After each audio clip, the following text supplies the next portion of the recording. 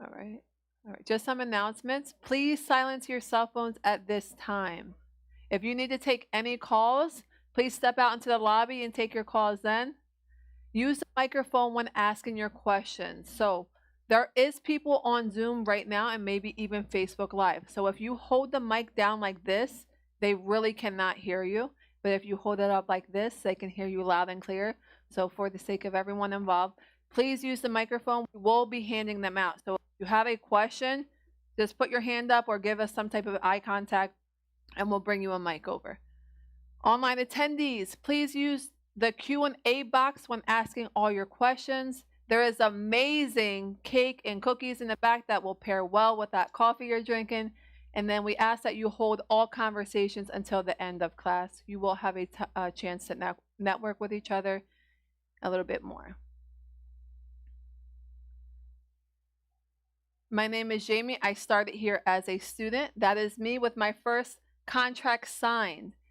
Right here, 6 months after student, and my first deal I had $105,000 in equity. So Julian, how many deals of like that would you like to do? Of course. Well, you're in the right place to learn. I'm also a senior student liaison here at Investor School, and I'm a real estate investor and stock option trader. I'm passionate about helping all of you reach your goals, and a lot of you know because you text me often and I respond right away. I'm also a mother of a beautiful baby girl who is singing for us in the back of the room. And there she is, Juliana. At this time, I would like to welcome our first timers. I spoke to Julian and I did not get a chance to speak to John, but those are our first timers in the room. So let's talk to Julian. Julian, just please introduce yourself. Debbie's going to bring you a mic. Introduce yourself. Tell us what your interest is and how you heard about Investor Schooling. Is the mic on? Okay. Hi, I'm Julian. I'm actually working for the Bucks County Republican Committee. What is it? Oh yeah. Big red, big red. I told you they would like that, right? I know. I got some good feedback. He's a man that listens. She said they're going to like this. I'm not even going to say anything else. I'm going to let them know that I'm from the Republican committee first. Well done. Thank you. Thank you. I actually heard about Investor Schooling. I was on the highway and I actually saw a billboard. I'm like, whoa. Yeah, billboard, yeah. And then I just thought, okay, why not inquire? And then, yeah. And this is like the right place to be, I think. So hopefully I can achieve some goals.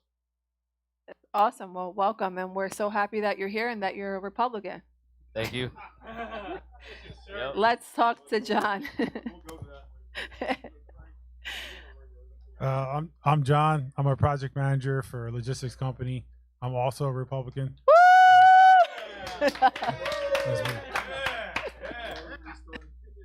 Just like Julian, I saw the billboard every morning as I drive down 95, and I figured I'd sign up and see what it's all about. That's awesome.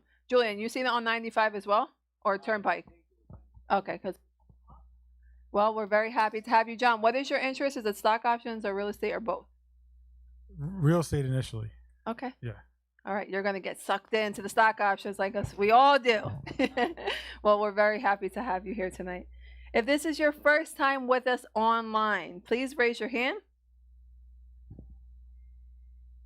Let's bring on Benoit. Please unmute your microphone. Tell us what your interest is and how you heard about Investor Schooling. Hey there, I'm Benoit. My interest is on real estate investing, possibly stock options, but I do a little bit of that already, but definitely eager to learn more. And I already forgot the second question. How did you hear about us? Yes. I heard about you through a friend, Damien, who took this course, I guess, many years ago. Damien, does his last name begin with an M? Yes, I believe so. I actually don't know his last name. Yeah, he's still a student here, so welcome, and we're very happy to have you as well. Awesome, thank you. All right, and let's bring on Tony. Tony raised his hand. He was also a first-timer. Tony, please unmute your microphone, and then same thing. Please tell us what your interest is and how you heard about Investor Schooling.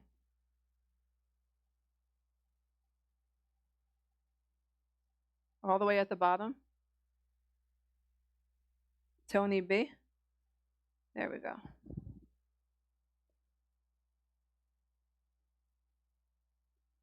Tony, can you please unmute your microphone? Okay, I think we're having some tech issues, so we're going to move on. But welcome everybody for the first time, and we look forward to speaking with you more and getting to know what your interest is and how we can help you as well. What to expect if this is your first time with us. This is an actual class. This is not a session. You may not understand some of the concepts, but you will learn them over time.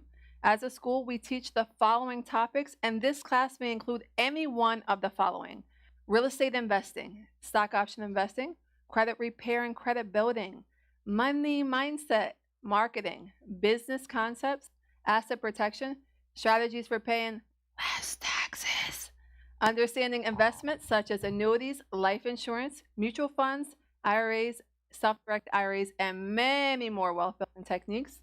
And you need to add health benefits too, because Phil just gave a great class the other night. Oh my God, I know. We're not going to get into that, but I agree. And health benefits.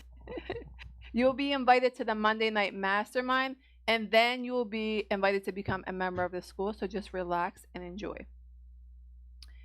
I would like to give a round of applause to all of our new students. Most of them are online, but we want to check in with them. But just a round of applause for all the new students who are changing their life and all the students who continue to change their life. This Wednesday, is it this Wednesday? No. Next Wednesday, October 27th, we are going to be hanging out at Chambers, having some drinks, some light appetizers, and just networking with each other. You can join us by RSVPing at investorschooling.com/chambers. Who in this room has Chambers yet? I'm shocked, John. All right. Well, pull out your phone, put it on your calendar. What are you doing on Wednesday the 27th? Now you know. So there's no excuses for it now. Okay. We have our event coming up tomorrow, Saturday and Sunday. If you want to be registered, this is your last chance. As you know, we give a lot of great content here. This is going to be a 3-day event. I've been here for 2 years. There's never been a 3-day event. So it's going to be powerful. I'm looking forward to it. We're going to be covering money, marketing, and masterminding. If you use the coupon code Thursday or Monday, you will get $250 off.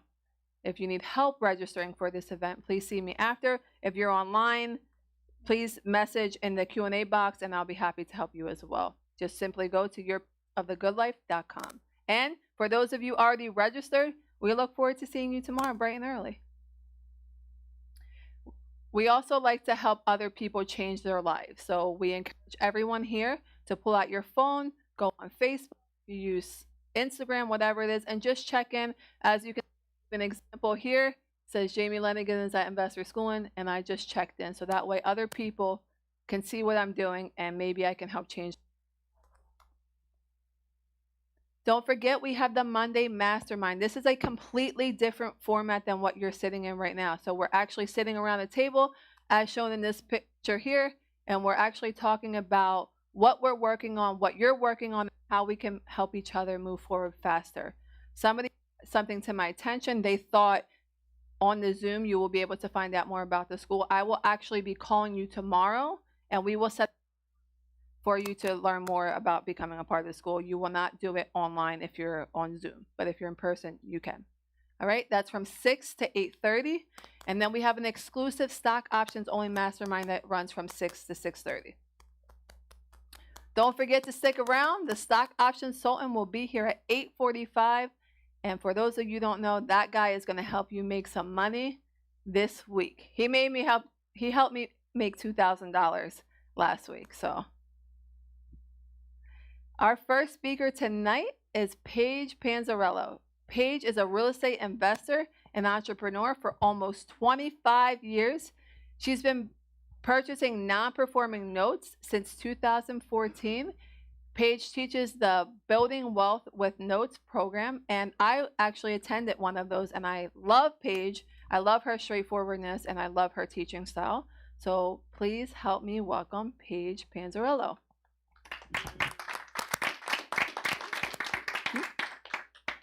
I can't hear you. Can you hear me? There we go. Now I can hear you. There we go.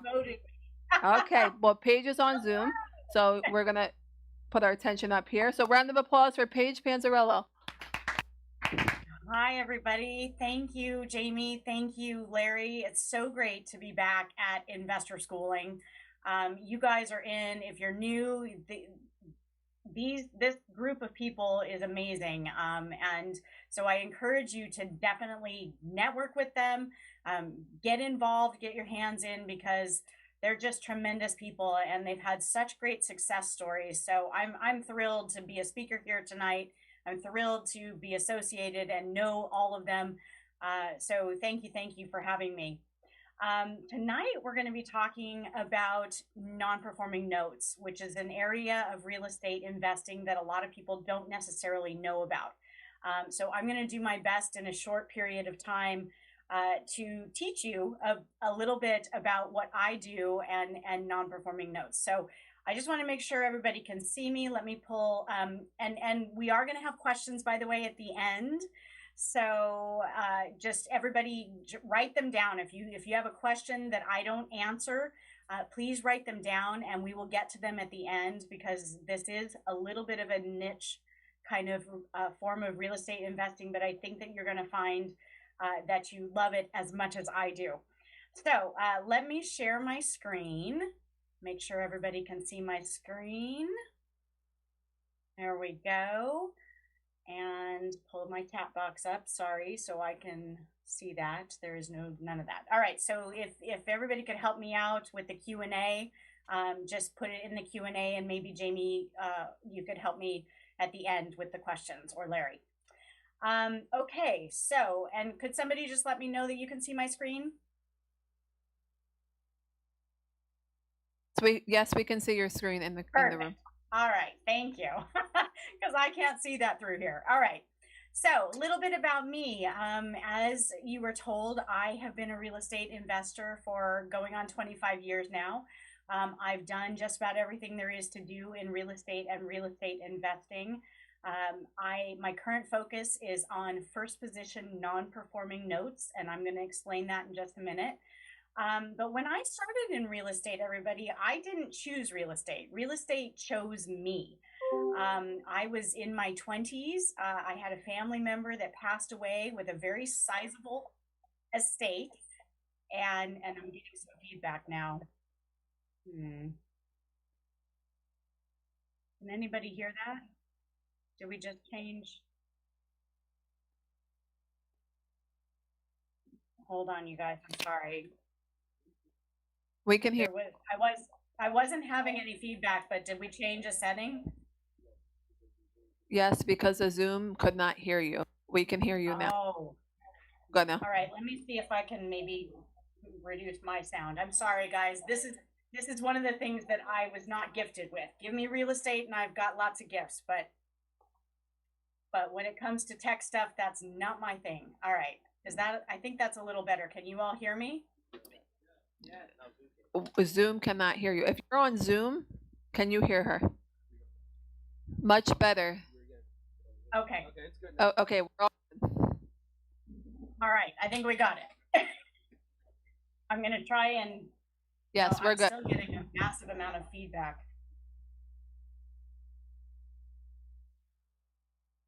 All right. Is that any better?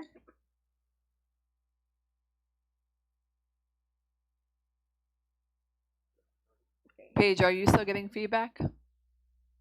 When I speak, yes, but it's not as bad.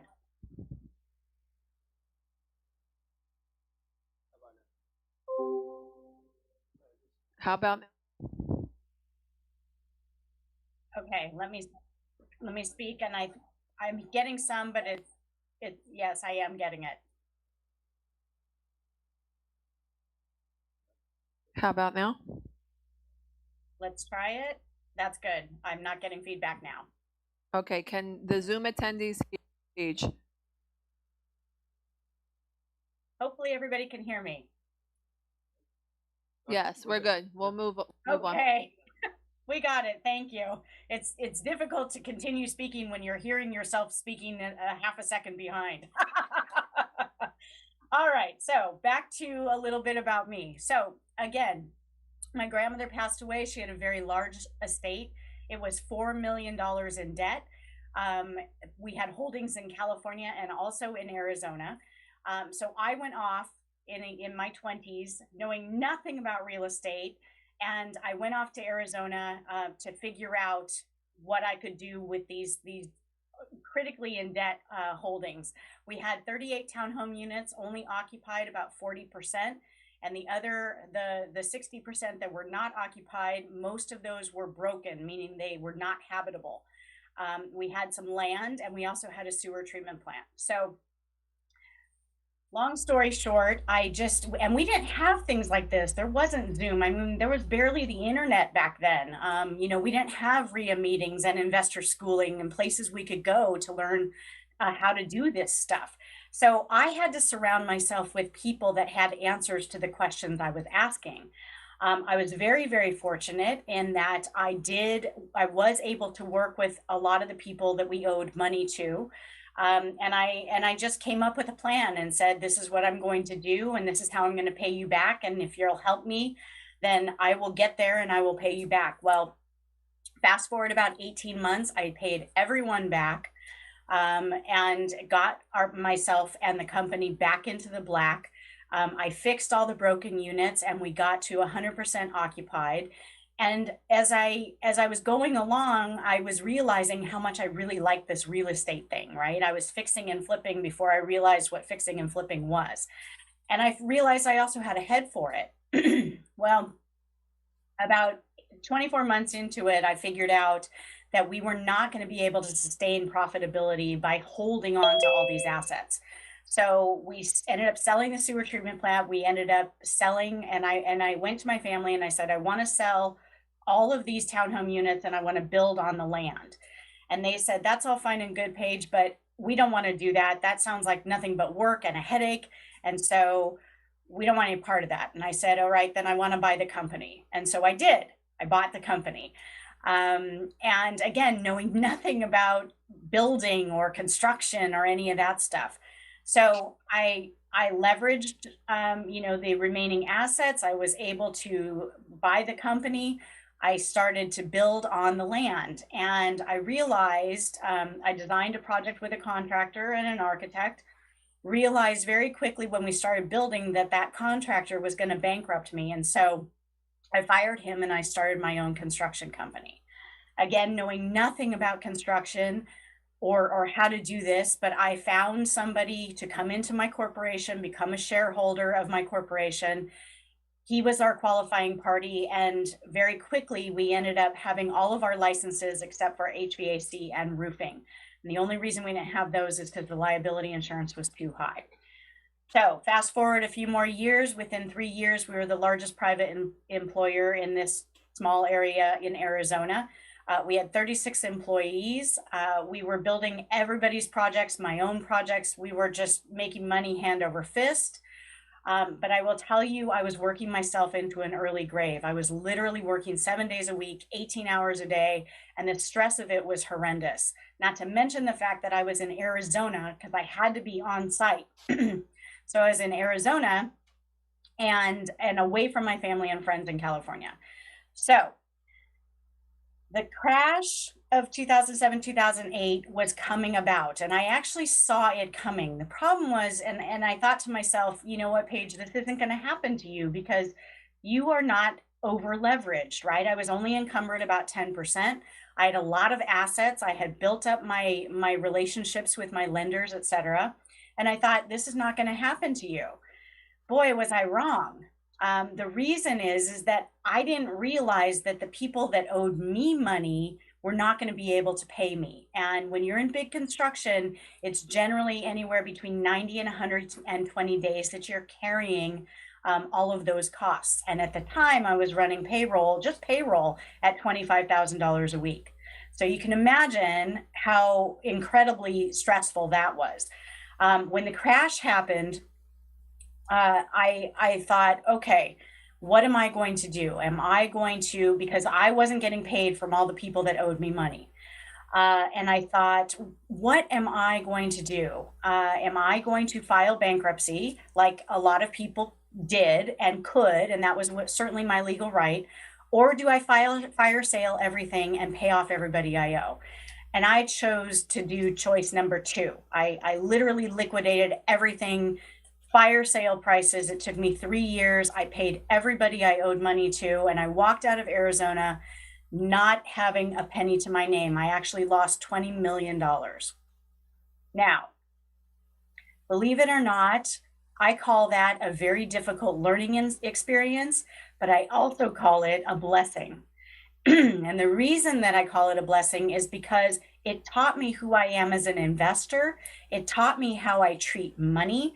It taught me how I interact with my investors and my students. It gave me passion to understand that people have life happen to them every single day. And so I went away from real estate and investing for a little while, understandably. But it is my passion. So I came back in. And when I came back in, I discovered this little thing called notes.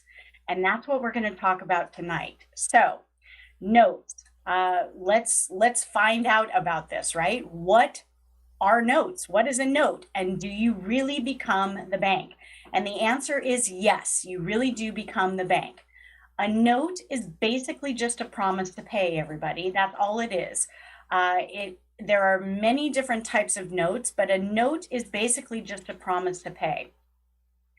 And when you're a notes investor, you step into the shoes as the bank. And I'll explain that in a moment, okay? So there are different types of notes that you can buy, right? You can buy notes on real estate, meaning mortgages or deeds of trust. Those terms are interchangeable depending upon if it's a judicial or a non-judicial foreclosure state, okay? So let's call them mortgages for tonight, okay? So notes are basically just buying that mortgage, that promise to pay, and the mortgage secures the promise to pay and attaches it to the house. That's what a note is in notes investing, right? You can buy notes on cars. You can buy credit card notes, right? So every time you sign the pad, it used to be the piece of paper, right? But when you sign that pad, when you're buying something with a credit card, you're basically creating a note and promising to pay the bank back for the money that they're fronting you to buy that item. Now that credit card debt is an unsecured note. There's nothing to collect if you stop paying. There are secured notes like real estate notes where the house, if you stop paying your mortgage, then the bank is gonna come and foreclose on your house and possibly take your house, okay? So that's what I mean by when you come into notes and note investing, you literally step into the shoes of the bank and you become the bank, okay? So just call me Mrs. Chase, right? Okay, so there's secured notes, unsecured notes, there's first position notes, second position notes, third position notes, Helocs. There's all different kinds of notes. Heloc stands for home equity line of credit. Oftentimes those are in a second position behind your original mortgage, okay? Now I focus on first position non-performing notes secured by real estate, okay? And it sounds crazy because a non-performing note is exactly what it sounds like. The borrower has stopped paying their mortgage, okay? And that sounds counterintuitive. Like, how do you make any money doing that? And I'm gonna get to that in just a moment, but let me say this. The reason that it is so profitable for me as the bank and buying non-performing notes, as opposed to those that are performing when the borrower is still paying their mortgage, is that in a non-performing note situation, I buy those notes at a very big discount. I don't buy the note based on what is owed. I buy the note at a very big discount based on the current market value of the securing collateral, which is the house, okay? So I'm gonna do an evaluation on the house, determine its current market value, like what is the best I can get for it in its as-is condition, and then discount it deeply from there. Now that doesn't wipe, that just establishes my purchase price. And I'm going to give you an example in just a minute, but it does not mean that that debt has been wiped away. The borrower still owes every penny of the amount of money that is due, regardless of the value of the home. Okay. That's an important key to note. Okay. All right. And I'm going to get there in just a minute. Just keep with me. I'm often asked, is there competition in note investing? And the answer is yes. Like any kind of real estate investing, there is competition. The beauty part about note investing is that it's a very collaborative space, okay? I call it the gentler form of notes investing, or real estate investing is notes investing. That's the gentler form, because I don't go to auctions. I don't have bidding wars. I don't have to do, I mean, people aren't paying crazy prices well over asking. And I'm not beholden to the market and the market cycles, right?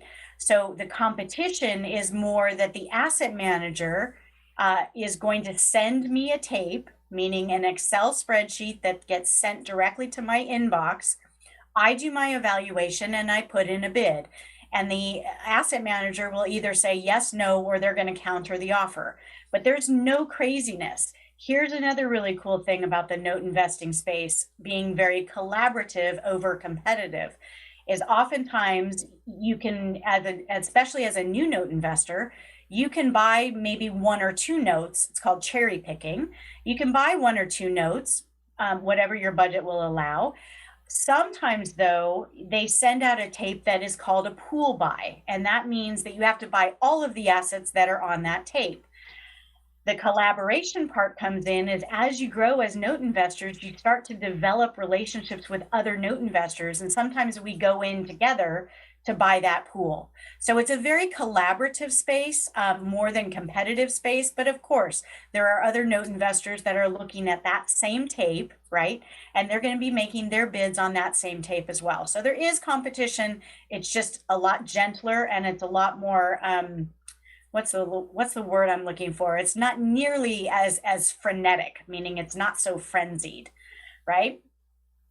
Okay, so how do I find deals? The cool thing is that I spend zero marketing dollars for my deals. No money at all. I don't do yellow letters. I don't do bandit signs. I don't cold call. I don't door knock. I don't do any of those things. I spend my money going to conferences and establishing relationships with asset managers and other note investors. And in doing that, and asset managers sounds very daunting, you guys. They're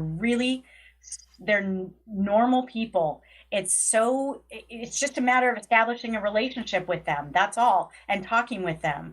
They're not the big bad asset manager. They're very approachable, and most of them are willing to help all the time.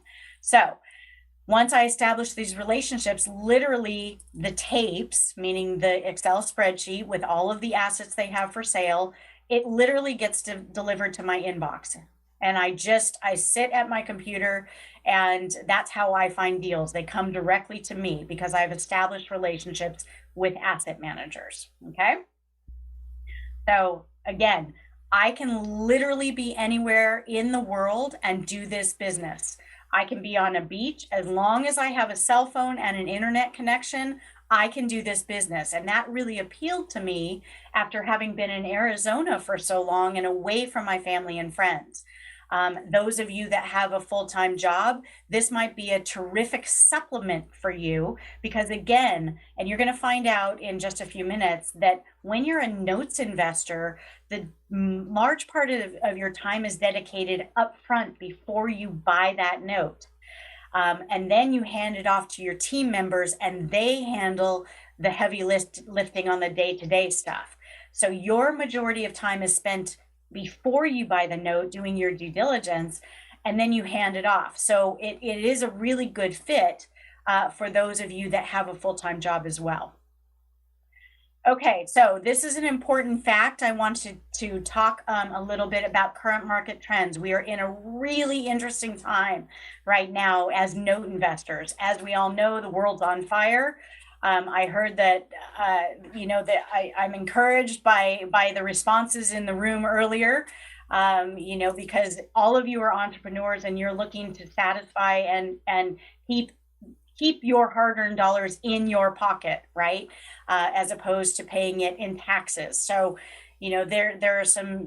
I'm just thrilled to have a room full of entrepreneurs and have such elevation and elation at that thought of keeping taxes lower, right? Okay. So, and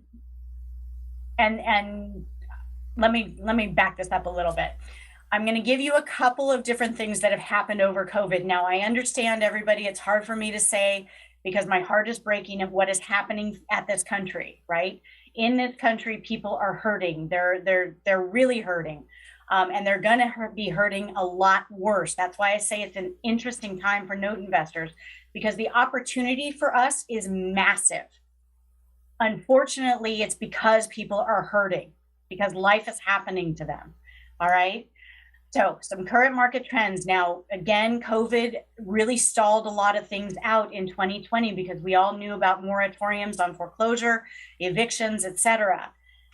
This is a program that I subscribe to that gives me updates on real-time data, and they pull from all of the banks to acquire exactly how much outstanding debt is out there. Now, this is just my little niche right there. This does not include, this is residential 1 to 4 family, first position liens, okay? This does not include, these numbers do not include seconds. They don't include mobile homes. They don't include farmland, commercial, multifamily, none of that. Industrial, none of that. This is just residential 1 to 4 first position loans, okay? Now, at the end of Q2, so at the end of June 2021, we had a total of $62.17 billion in bad debt, okay? And this is just the mortgages.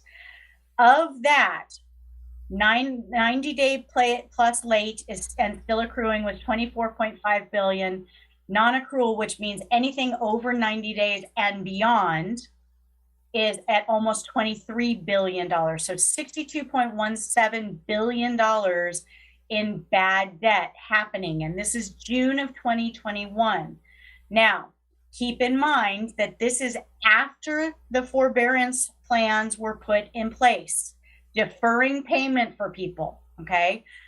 But before, this number came in before any of all of the moratoriums were still in place. The moratoriums stopped in July, August, and September was the end of the last moratoriums being put in place. The September numbers have not yet come in. They're still being compiled, but I want to show you this. These are some headlines, okay? These are September 2021 headlines and October 2021 headlines. I'm watching what's going on. I've been saying for actually a year now, there's a tidal wave of product that's about to hit the market.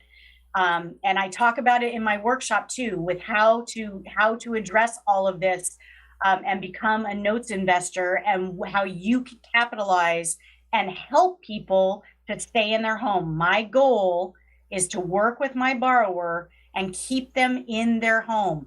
I don't necessarily want the house, but there are notes investors that are out there that go just for the house, and you can do that.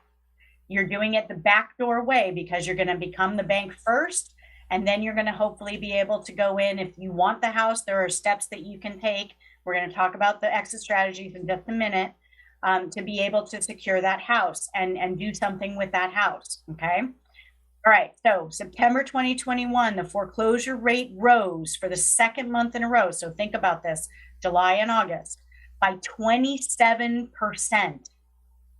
2 months, everybody, and that's because the moratoriums ended. The same thing happened, within a month after the government's pandemic-related moratorium was lifted. Foreclosure filings rose 27%. Then this last headline down here on the bottom left corner is from October. I literally just got this today. And it just touches on Michigan. Michigan alone, everybody, 65% increase during the third quarter of this year.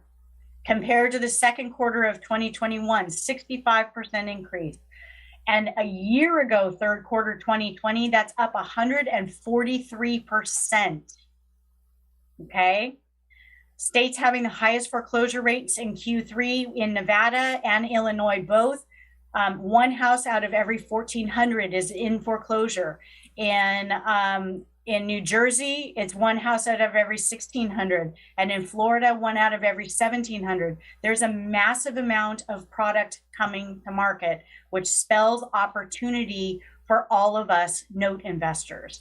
Not only are we going to be able to build our wealth, but we're also, and secure our retirement and our future, we're also going to hopefully be able to help people stay in their home and combat that life has happened to them. Okay. Really quick, last year, there is a fund called Oak Tree Capital. Howard Marks runs that fund. It's $19.4 billion under management. They started a fund just to buy distressed debt. They were looking to raise $16 billion, and they did.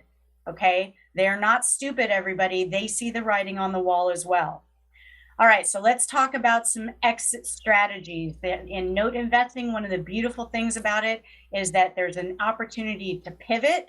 We are not beholden to one exit strategy. We actually have 23 different exit strategies available to us in notes investing. We mainly only use 4, okay? And we're going to talk about that right now, okay? Before we talk about that, let's talk about some numbers so we can apply it when we talk about the exit strategy.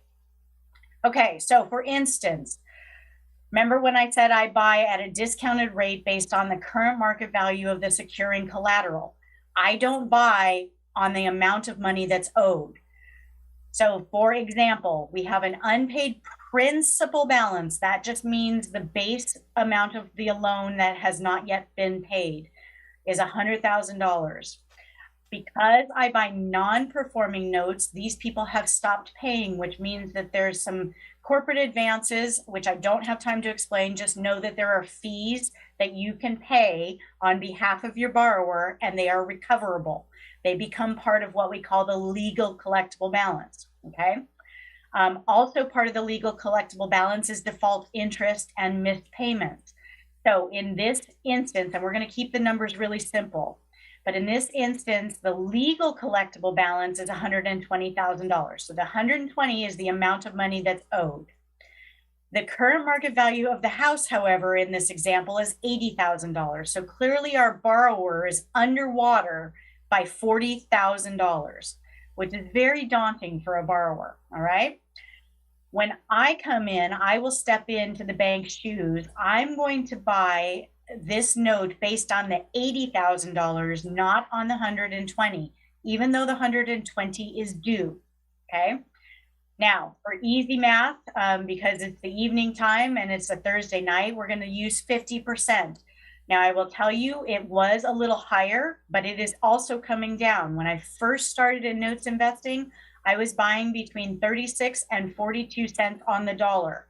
That's where I was buying these notes. So I took the current market value of the property and I was buying anywhere between 36 and 42 cents on that dollar.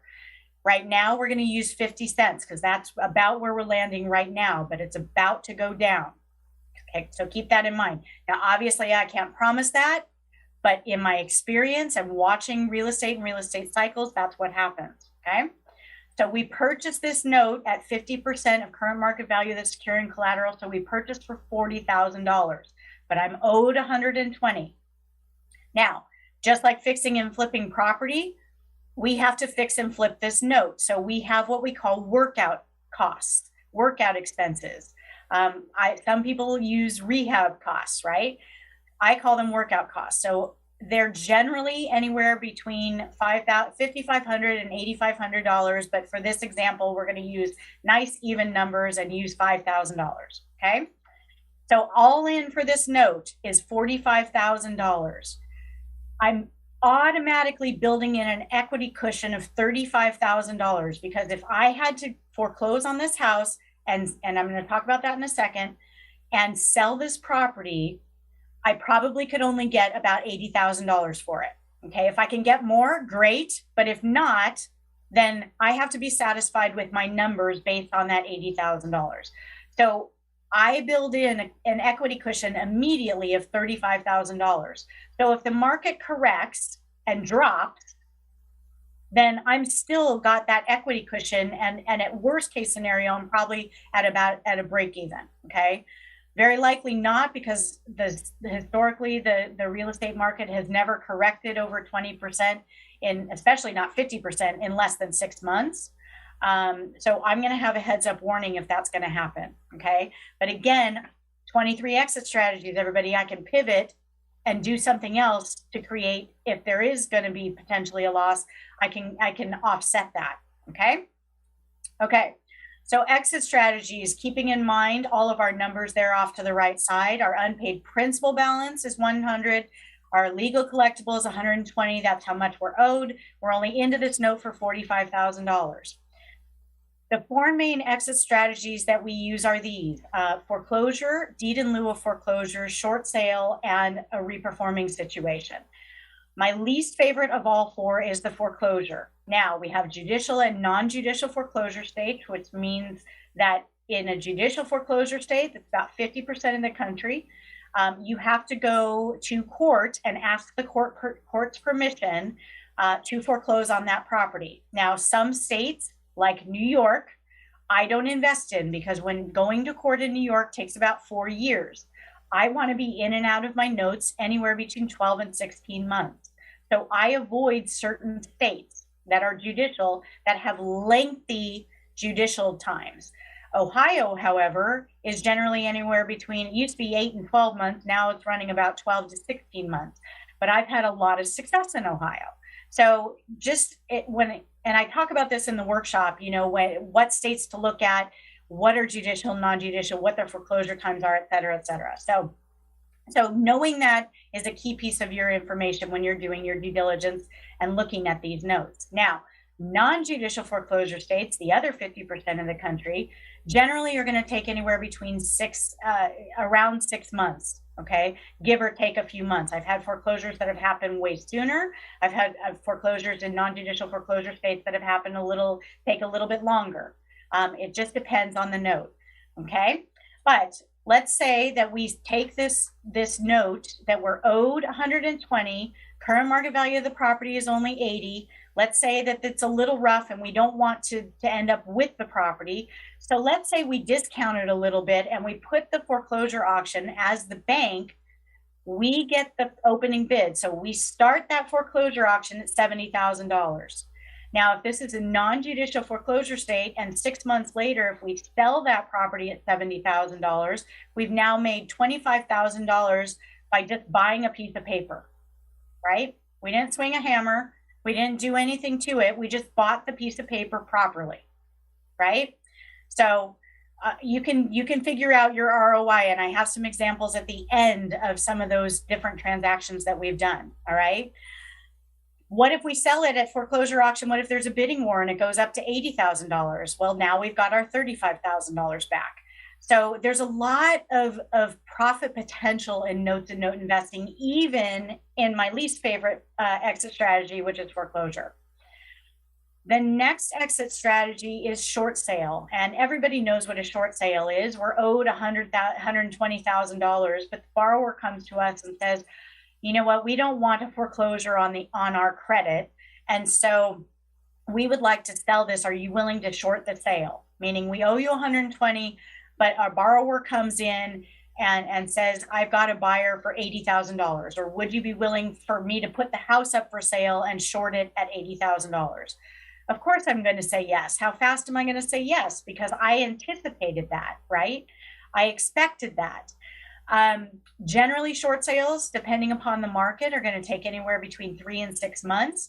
But let's say we get lucky and somebody really on the same street wants to buy this house for a family member. and they're willing to pay a little over what current market value is. They're willing to pay us $90,000. So instead of the $80,000 we were expecting, we get an extra bump, and instead of $35,000, we now have literally doubled our money in 3 to 6 months. Who likes investing in real estate the way I invest in real estate, right? It's exciting. Deed in lieu of foreclosure. So a deed in lieu of foreclosure is simply when the borrower says, I don't want to be here. I don't want a foreclosure on our record. I am willing to sign the deed to the house over to you, Mrs. Chase, and you take the house as payment in full for my loan. So I'm not going to owe you any more money. Okay. Now that sounds great, and it does happen. There are some pitfalls to this. And again, in the workshop, we talk about what to look for in a deed in lieu of foreclosure. For instance, judgments or liens, a second position mortgage behind us. Okay. If there's that in a deed in lieu of foreclosure, if you take the deed as payment for your loan goes away, and anybody behind you moves up a step, and you as the new homeowner are now beholden to those liens. So there are some pitfalls that I teach you how to look for, but it's one of those exit strategies that can be very beneficial, and it's very quick, everybody. Deed in lieu of foreclosure generally takes anywhere between 3 and 6 months. And it's just because we need to get the paperwork signed with our borrower. Now, you could sell this as an REO, right? REO stands for real estate owned. You can sell it as an REO for $80,000 or more, or maybe even a little less, right? But you could also, if you're a fix and flip investor, now you've got the property, you can hold on to it and fix it and flip it yourself. You can turn it into a short-term rental. You can turn it into a buy and hold property, meaning you fix it and then you put a renter in there full time. You can do all of those different things and make money not once but twice on the same asset, which is pretty cool. Reperforming is my very favorite exit strategy. That's working with our borrower to get them to stay in the home. Generally, it will take anywhere between 6 and 12 months, depending upon how long we season the note. That means we wait for the borrower. We work out a trial payment and let the borrower pay on time every time for a period of months. That's called seasoning the note. Generally it's 6 to 12 months, and you can do anything, and you don't have to forgive all the debt, right? Value is in the eye of the beholder. So you can maybe entice your borrower to want to work with you because you're not expecting to get that $40,000 worth of debt that they're underwater. But you might be able to work with them and get some of it. You might just forgive 20,000 of it and bring it back down to $100,000 total amount due, right? So we work with our borrowers, and now we're creating a win-win situation where our borrower gets to stay in their home, and we're going to cash flow it without the headache of the tenants and the toilets, right? Because when you're the bank and the air conditioning breaks or the toilet floods or overflows, they don't call you. You're not the landlord, right? You are the bank.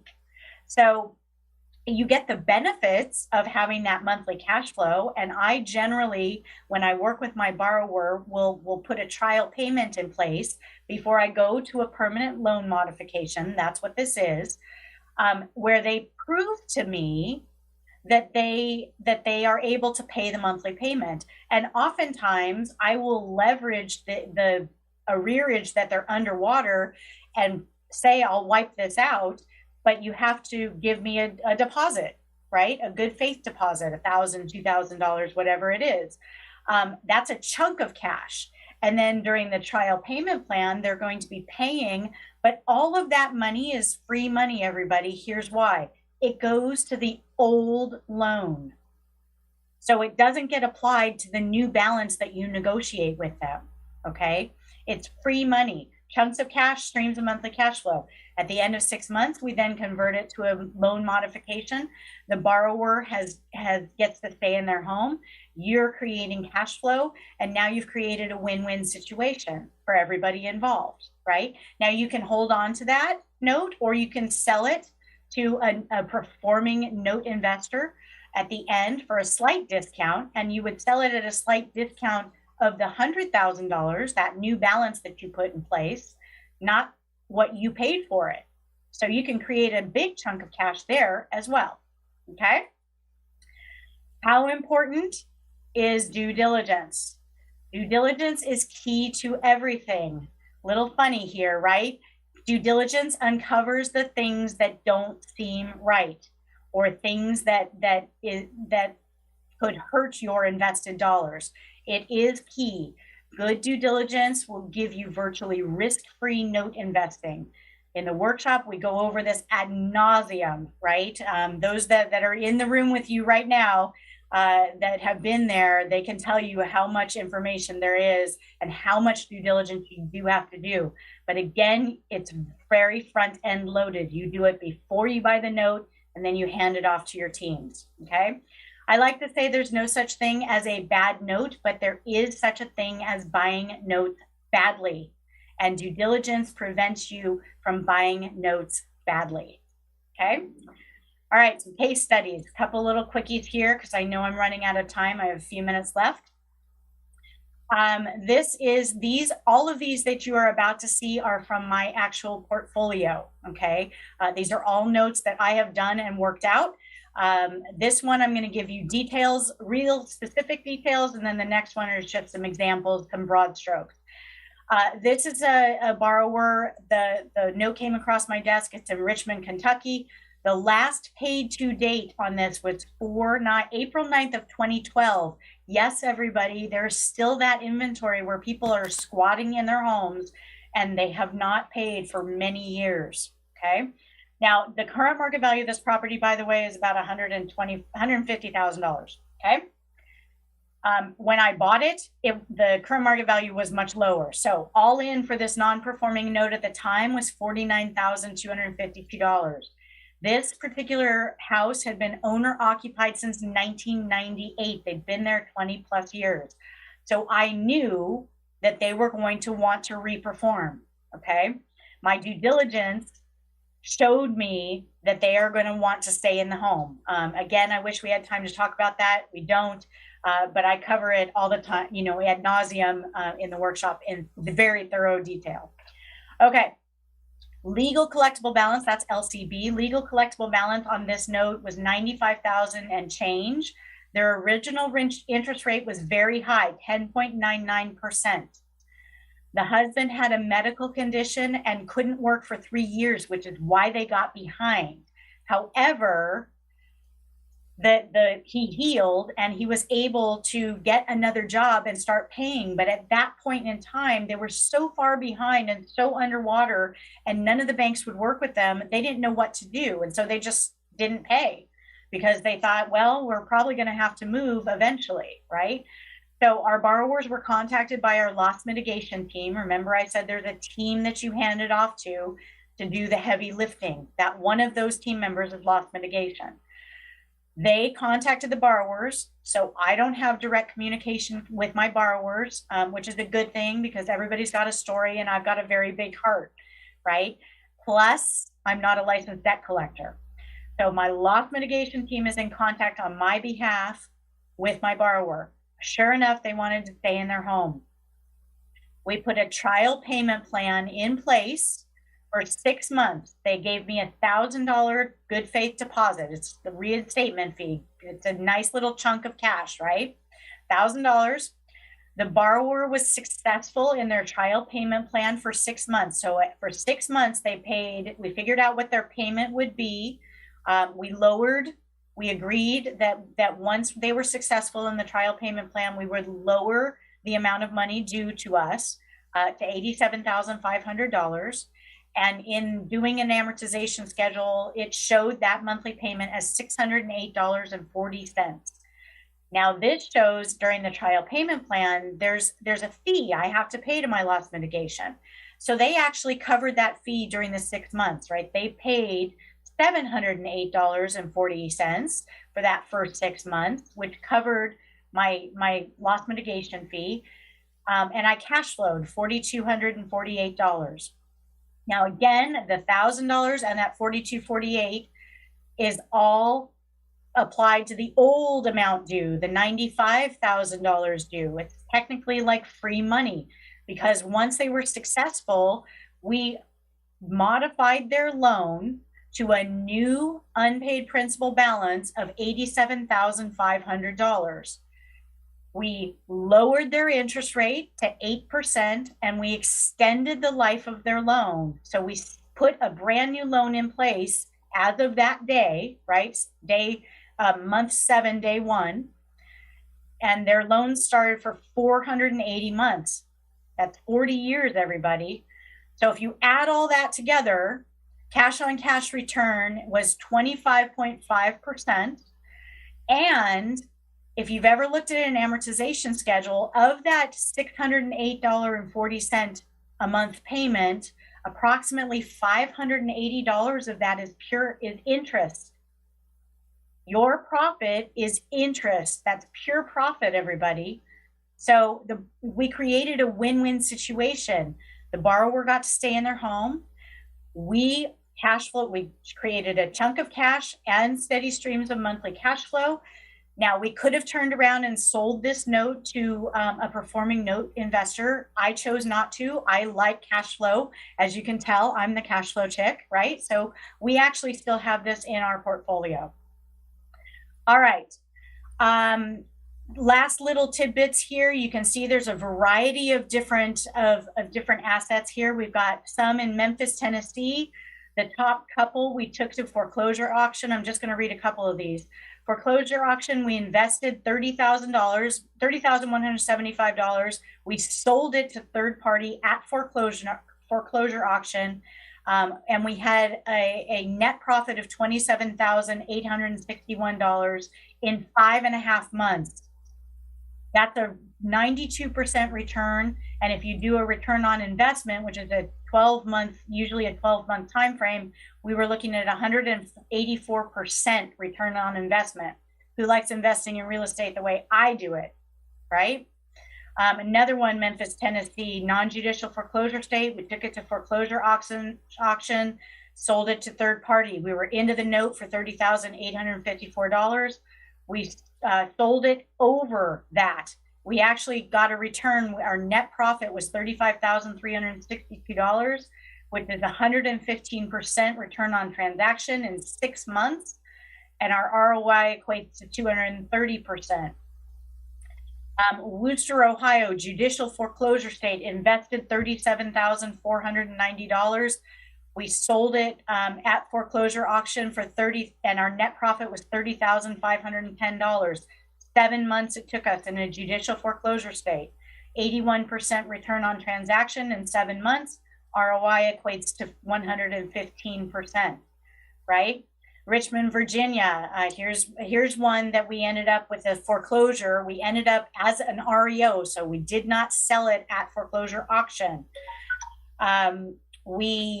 We invested $27,000 and change. It returned. Our net profit was $13,897. 6 months it took us. Our return on a transaction in 6 months, 51%. ROI was 102% at the end of, if you calculate that cash on cash, or ROI, sorry, not cash on cash. Last one, Stanley, North Carolina, same thing. We took it to foreclosure. It came back to us as REO. We actually had to rehab this one. Our investment dollars, including the rehab, was $58,000 and change. Our return was $21,000 and change, meaning our net profit. Took us 12 months, 36% return on transaction. Our ROI, I'm sorry, is also 36, same thing, right? And then one last one, sorry, let me find it. Birmingham, Alabama. This is a contract for deed. I don't have time to explain that, but that's another type of note that you can buy. Ended up as REO with us. In 3 months, it became an REO. We turned around and we sold that property. Our investment dollars into it was $37,500. Our net profit was $36,000 in 3 months. Our return was 96%. If you calculate that to a 12-month ROI, we're looking at 384% return in real estate and real estate investing in notes. So here's how you connect with me. If you want to connect with me, these are the several different ways to do it. You can go to buildingwealthwithnotes.com. You can connect with me via email, info@cashflowchick.com. If you go to my website, cashflowchick.com, you can schedule a free 30-minute call with me. I'm happy to sit down and talk with you about it. Follow me on all the different social media platforms as well. I think I'm out of time. So, the applause for Paige. I'm sorry? I said round of applause for Paige. Oh, thank you. And does anybody have questions for Paige? 1 second. We have some in the room, Paige. Okay. Hey there, Paige. You said something about you go to conferences about with asset managers.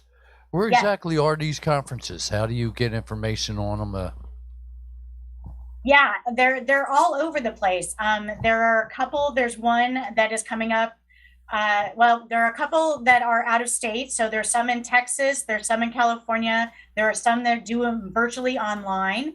One of my favorites is called the Paper Source Symposium. It's perfect for new investors.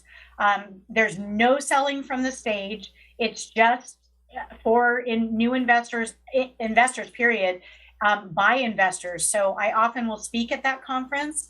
And there's asset managers that are there. There are other note investors that are there. So they're all over the country. And then there are also subgroups of certain RIA meetings that have note investors as well. So and asset managers. Again, we talk about it at the workshop. It's where to find them. I wish I had more time to go into everything, but that's they're everywhere. Is there anything listed on a computer that would say, this is what we have in this state, this is what we have in this state, this is the date it's going on? Yeah, what would I type in? I would just type in note investing conferences or symposiums, and I'm sure that they will pop up. All right, Scott. It should be on. It's green. You might have turned it off. Here you go. We're set. We got it. Thank you. You mentioned a list of teams, and you specifically said you're debt collectors. What other teams would you need to incorporate, and are they all like taking a percentage and then you pass it on to your Tommy, the homeowners or the borrower? Okay, so great question. Thank you so much. Okay, so we have two sets of licensed debt collectors that act on our behalf. One of them is a servicing company. The other is loss mitigation. Both of those liaise on your behalf with your borrower, okay? So they're the ones that have the licensing, and they talk to the borrower on your behalf.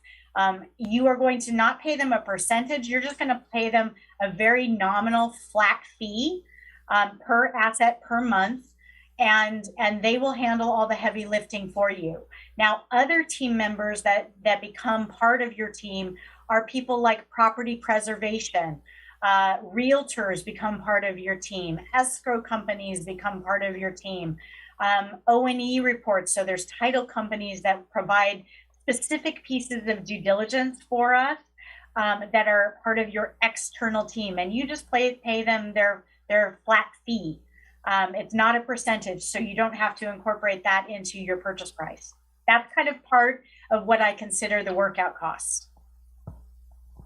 all right, and if we do you recommend certain companies, and if we take your class, are those available to your students? Yes. Yes and yes. Thank you. Yeah, sure. Juan, did you have a question, or Dave? Someone over here? No? Hey, Paige. Can you at least let her see me?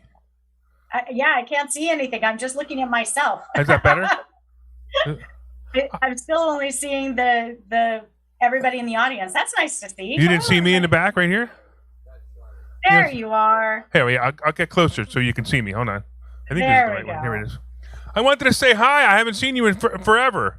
You know, this I'm so stupid thrilled to be government here. overreach Thank you. crap makes it so I can't come out to California to see you, and makes it so you can't come here and do a live show.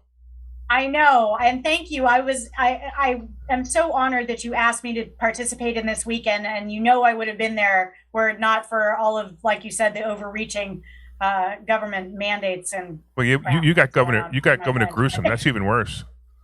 Yeah. Yes. Gruesome Newsome. Yeah. Yes. All right. Well, I just wanted to thank you. I wanted to say hi, and we're going to move on, but I'm going to talk to you in the next couple of days. And I heard some of the students that last time actually did your class, I hear some of them are actually pretty successful at the moment. Yes. Like this one over here. Yes.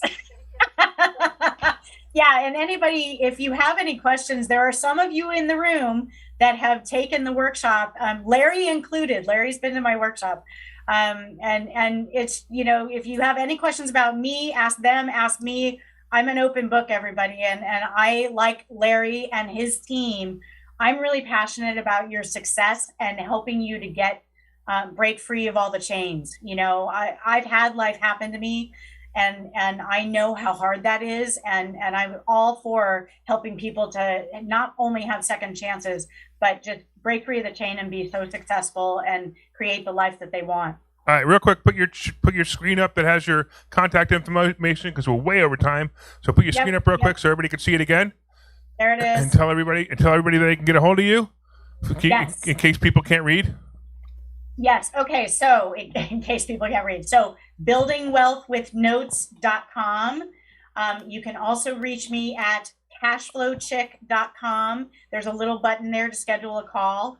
If you want free stuff, cashflowchick.com/info. That will give you a bunch of other information for free. And then, of course, all the social media. Instagram is @thecashflowchick. Facebook, YouTube, LinkedIn, Twitter, it's all Cashflowchick. And then, of course, my name, Paige Panzarello, Panzarello, the Cashflowchick. Thank you so much, Paige. Oh, thank you, everybody. I appreciate it. And thank you for the time. I hope you found it fun and exciting, because it's a great way to invest. So thank you.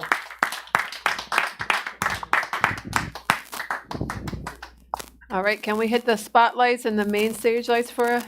I'm a clapper. Okay, moving on. We have a brokerage in this building. So if you are an agent, we welcome you to come to our next agent training. I'm going to put this right here. Our next agent training is October 19th, right here in this building at 1 p.m.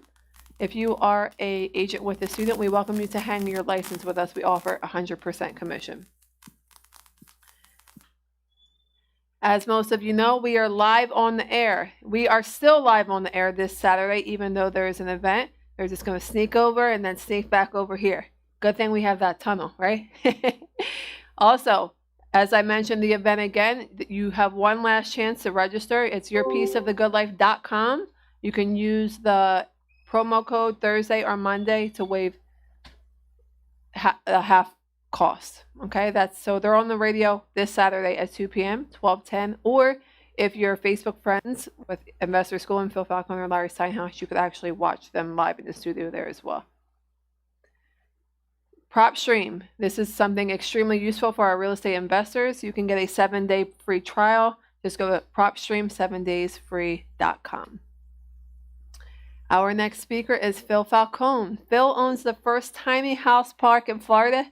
Someone is really excited to hear Phil. I hear them grunting and groaning. This is awesome.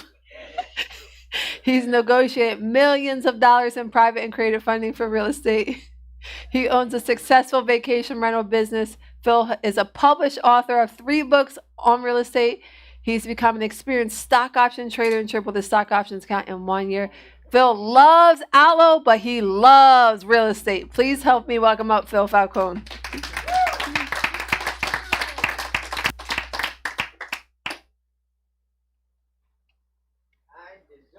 And we deserve to hear you, Phil. Turn your mic on. Give me that crap. Turn my mic on. This thing goes out every minute and a half. Is it green? Yeah.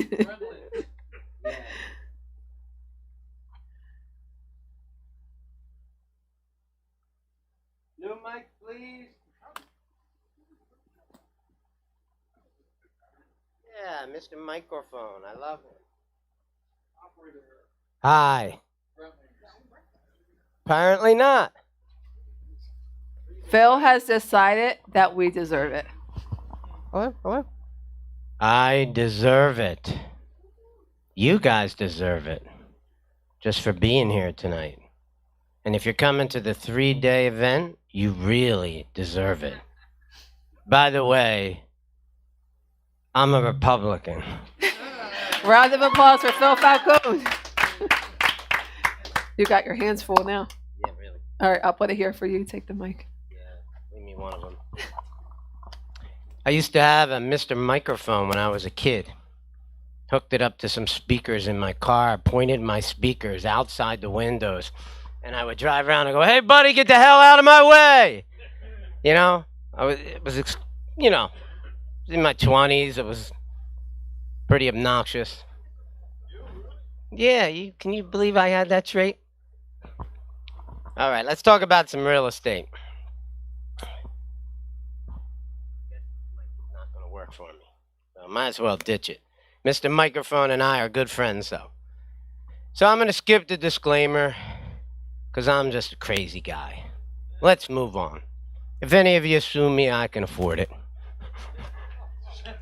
All right, tonight I want to talk about one of my favorite ways to sell a house. So I often talk about owner financing, seller financing, and that is my favorite way to buy houses. I just love buying houses at 0% interest. And if you understand that concept, sometimes you can do it where you put some money down and then you get 0% financing for the house for years. I don't have time to explain that right now, but I'm going to talk to you about ways that I love to sell houses that can be very, very lucrative for you, okay? So the way that I learned how to do it, about 20 years ago, I knew a guy who was doing silent auctions to sell houses. And I basically called him up and I said, "How do I do it?" And he goes, "Heck, give me $500, I'll do it for you, and you'll learn the whole process." I said, "Cool." So he came over and I let him basically run the whole process. And I was not able to sell the house in that particular silent auction, but I learned the process nonetheless. And it's a great way to sell properties, and I'm going to tell you a little bit about it. Okay, so let's go through some of these slides quickly, and I'm going to get down to the real nitty-gritty stuff about how you negotiate it when you've got somebody who wants to buy your house, okay? So the first thing I would do is I'd write up a very simple letter, like a handwritten letter, and I'd say, "Hey, I'm having an auction on my house on so-and-so date," and I'd just go to a Xerox machine and I'd print up a couple hundred of these things, and I'd drive around the neighborhood a day or two before and just stick them under people. You can't put things in people's mailboxes. I hope you know that. But there's still plenty of places you can put them. If they have a welcome mat, you pick up the welcome mat, you leave the letter sticking out, and don't make it white if you can. Like I usually use a pink one, which makes me feel special, or a blue one, which makes me feel very manly. And it doesn't matter. Just use some other color. They make notepads in all different colors, and they can be very effective. And just, if you've got nice handwriting, just handwrite it. Take your time, write the first one, and then just go make a bunch of copies of it. There's even people on the internet, you can just email them a handwritten letter that you've made, and they'll send you back a box of 5,000 if that's what you wanted. Okay? So invite all the neighbors. Why would you invite the neighbors? Why is that so important? Because lots of mothers and fathers have a daughter that they'd love to live down the block from them, or a son that they would love to move to another neighborhood, things like that. So you want to let families know that this house is coming up for an auction, and then what's going to happen is the parents are going to show up, and hopefully the kid's going to show up with them, right? You're going to make signs in this business. I make a lot of, definitely for this kind of operation, what I'm talking about, a silent auction, I would suggest you go and buy a big fat big fat black marker, get a bunch of, banded signs and write on the blank side of it, and just write things like no bank needed, owner financing available, bad credit is acceptable. That's right. That's what you're going to advertise, okay? You're going to invite your friends, you're going to invite your family, you're going to invite investor schooling, you're going to ask them to show up, because the more people that can show up at your silent auction, it's going to create euphoria. And people, especially if it's on a major road where people are going to see it, right? If it's on a side street, it's not quite as effective, but it still can be pretty effective for the neighborhood, right? You can put a blast on Facebook and any kind of social media. And basically, you want to scream to the world that you're having a silent auction, which isn't going to be that silent. All right? Owner financing, no banks needed. People hate banks. That's a very effective sign. Owner finance, it's so much easier, like 100% easier, to talk to an individual about financing your deal rather than it is to talk to a banker. Okay. So I make handwritten signs that say all these different things. No banks needed, owner financing available, bad credit is acceptable. But you also have to remember that if you're in a development that has an HOA, they will probably be ripping down those signs as fast as you can put them up. So if the development is an HOA, I still would do it, but don't even put the signs out until the day of the sale, right? Because somebody's going to run around and rip them. Some of those people are crazy, man. These HOA people, these condos people, they're like in it for the power. They don't make any money. They work like crazy, but boy, do they love their power. So the signs go everywhere. You just put them everywhere. Litter the place with signs and banners and anything you can put up, because this is a game of over signage. Is what people do in this business. Okay, so what do you want to do with the home? You just want to, prepare the home for the big day. Clean it up, put a bunch of balloons outside, put a big giant yellow banner like this one, agent inside. Who cares if there's no real estate agent there? It doesn't matter. You're going to be the one who's controlling the silent auction, and I'm going to get into that soon. Bake cookies. Bake cookies. Who doesn't love cookies? Is there anybody in here that doesn't love cookies? If there is anybody, I want you to get the hell out of here, all right? People who don't like cookies shouldn't even know this info. All right. Crazy signs in the front lawn. Put them all over the property so ridiculously that everyone who drives by will have no doubt in the world which house is being auctioned off today, all right?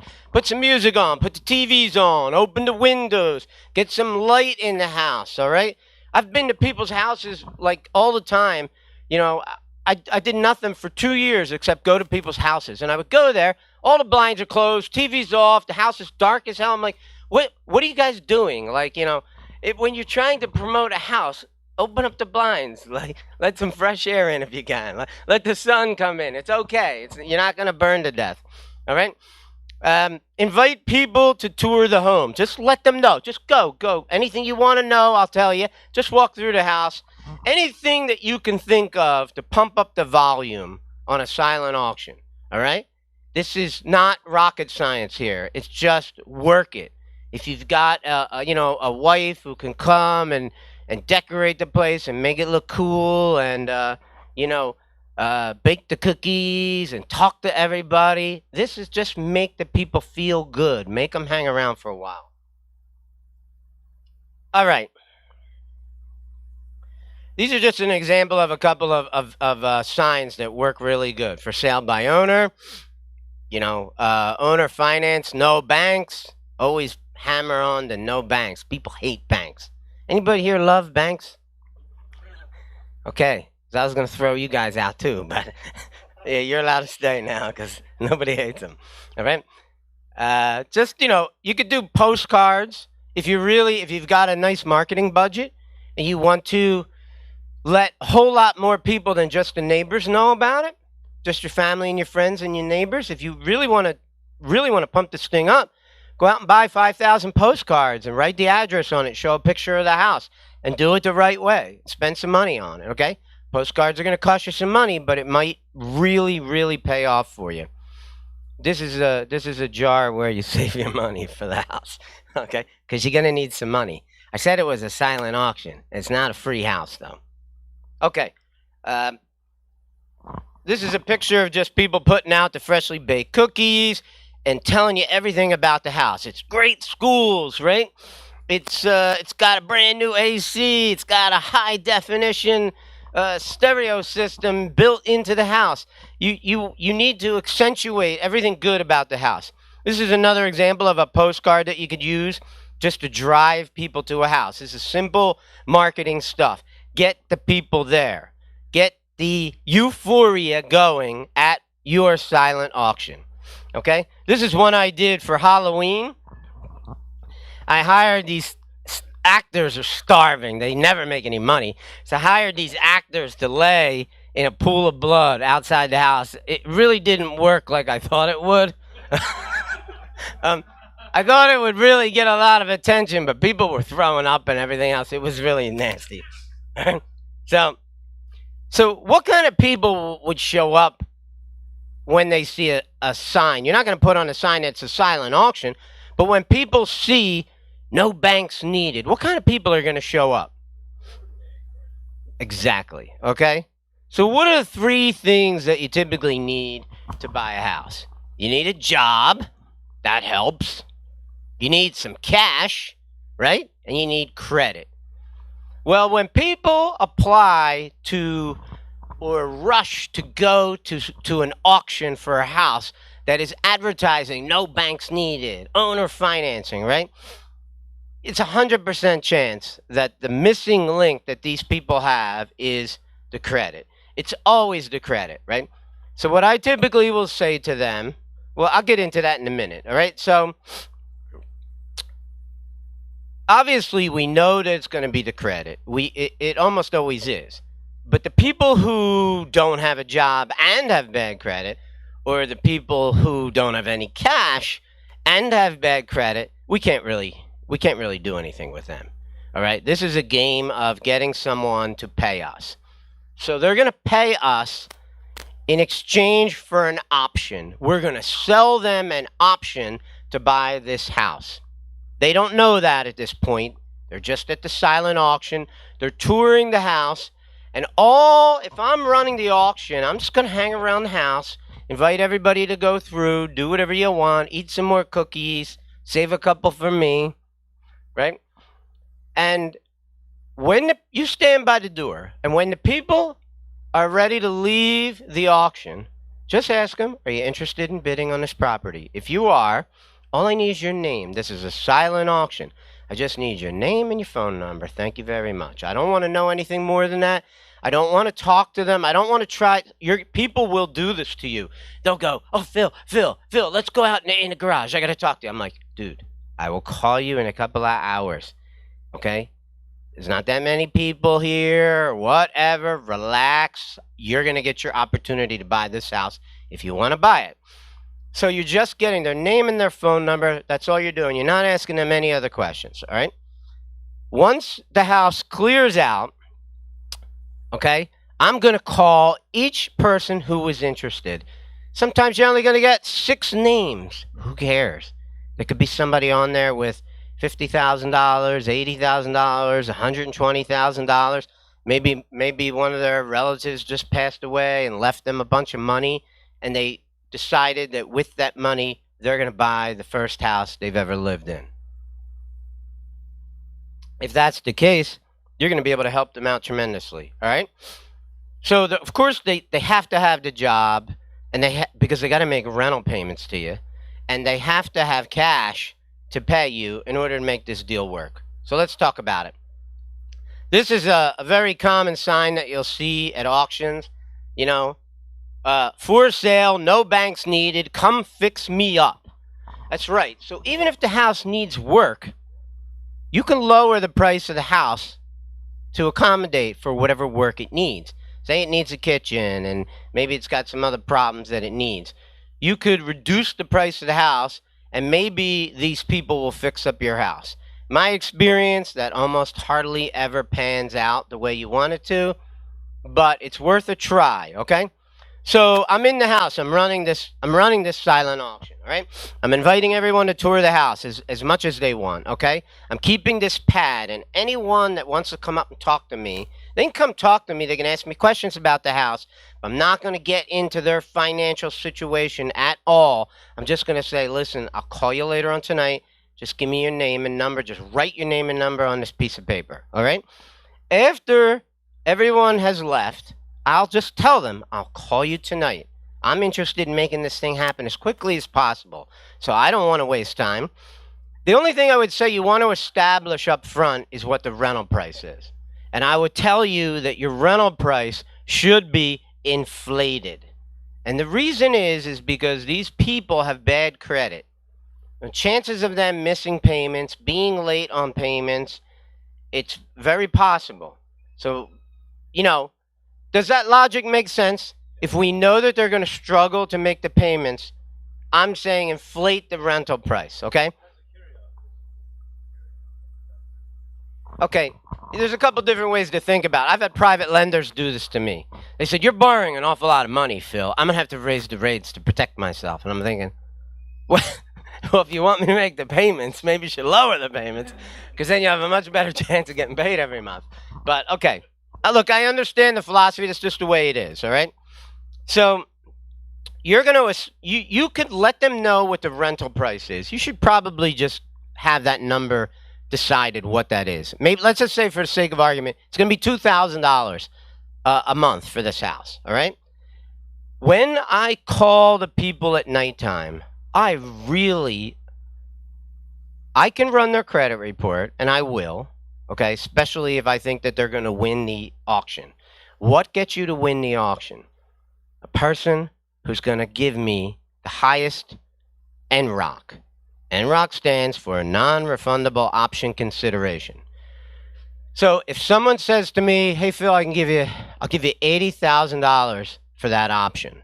Okay, what he's doing is he's giving me 80 grand in cash. He's not going to give it to me in a suitcase, okay? We're going to have a settlement, and he's going to give it to me, all right? But he's going to give me $80,000 in cash in exchange for an option agreement. The option agreement, him and I will sit down with his wife, whoever else is decision maker, we'll sit down after the phone call. We'll have a conversation about what's a fair sales price for the house. It's going to be an inflated sales price. It's going to be an inflated rental price. But for the $80,000 that he pays me, I'm probably going to give him 3 years to allow him to rent a property for 3 years, okay? And in exchange for the 3 years, I'm going to hook him up with credit repair specialists to help them get their act together so they can actually get qualified for a mortgage by the end of the 3rd year. Now, understand something. That if they fix their own credit all on their own, which some people do, they could buy the house 3 months, 6 months, 8 months, 9 months, a year later. They don't have to wait 3 years. But I'm giving them 3 years just because I want them to succeed. I want them to actually buy the house. However, if something goes wrong in this process and they don't buy the house, I am protected because NROC stands for non-refundable option consideration. I've sold them an option. They have an option to buy this property. Now, they could take the option and sell it to somebody else. Say Bill was the person who gave me the $80,000, but something changes in his life. His job gets relocated to Texas. I was going to say California, but that would never happen. So it's got to be Texas, right? Right?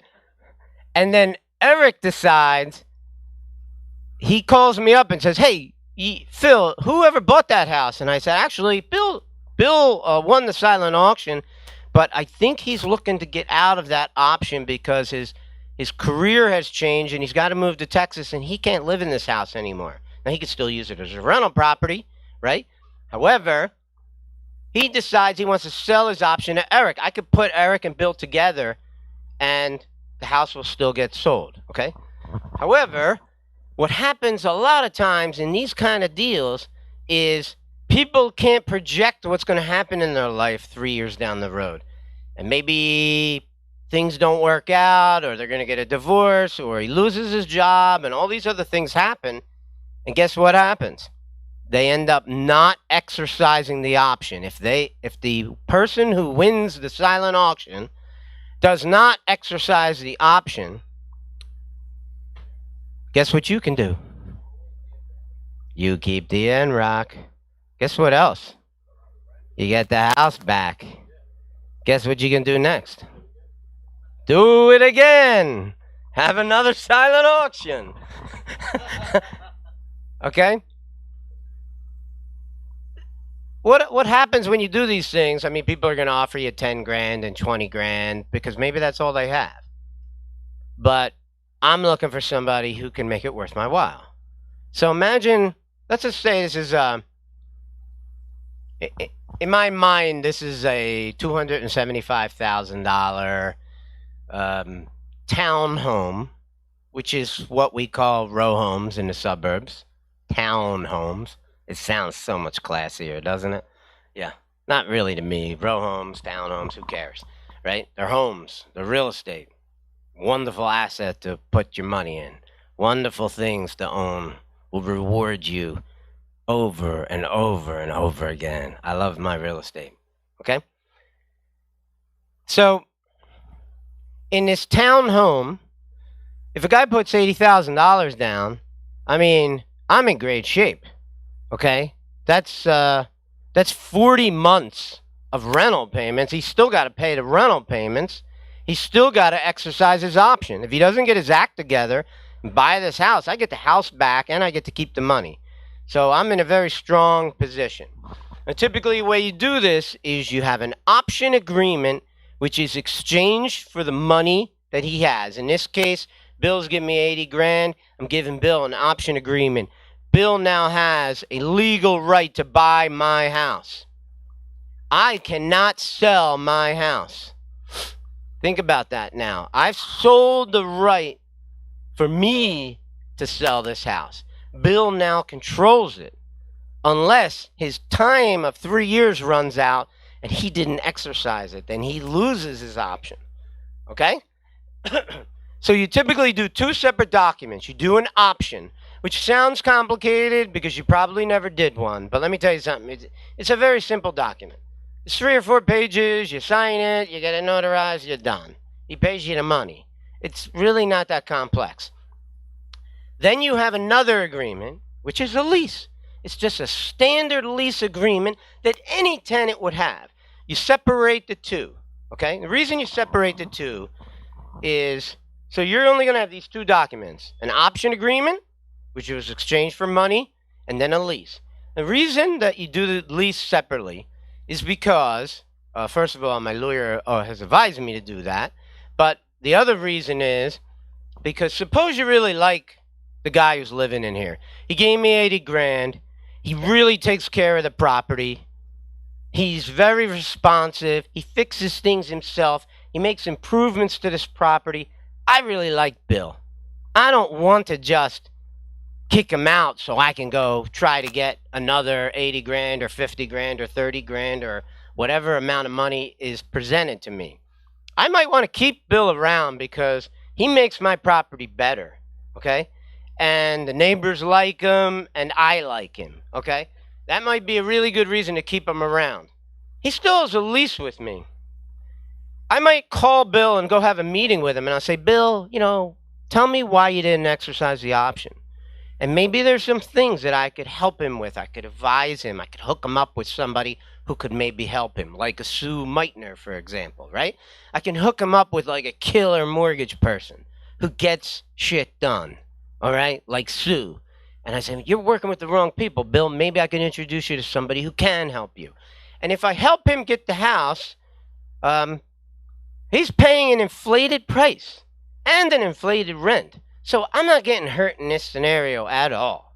I've already been paid $80,000, plus he still would have to get his credit together and get a mortgage from somebody like Sue, and then I get paid off handsomely. So either way, I don't lose. That's what I like about these kind of deals, is because no matter what happens, if he exercises it, I'm cool. If he doesn't exercise it, I'm cool. It doesn't matter, right? This is a really interesting way to get someone to give you chunky money. If you've never heard me talk about it, chunky money is anything over $10,000 to me. I just love getting chunky money checks, okay?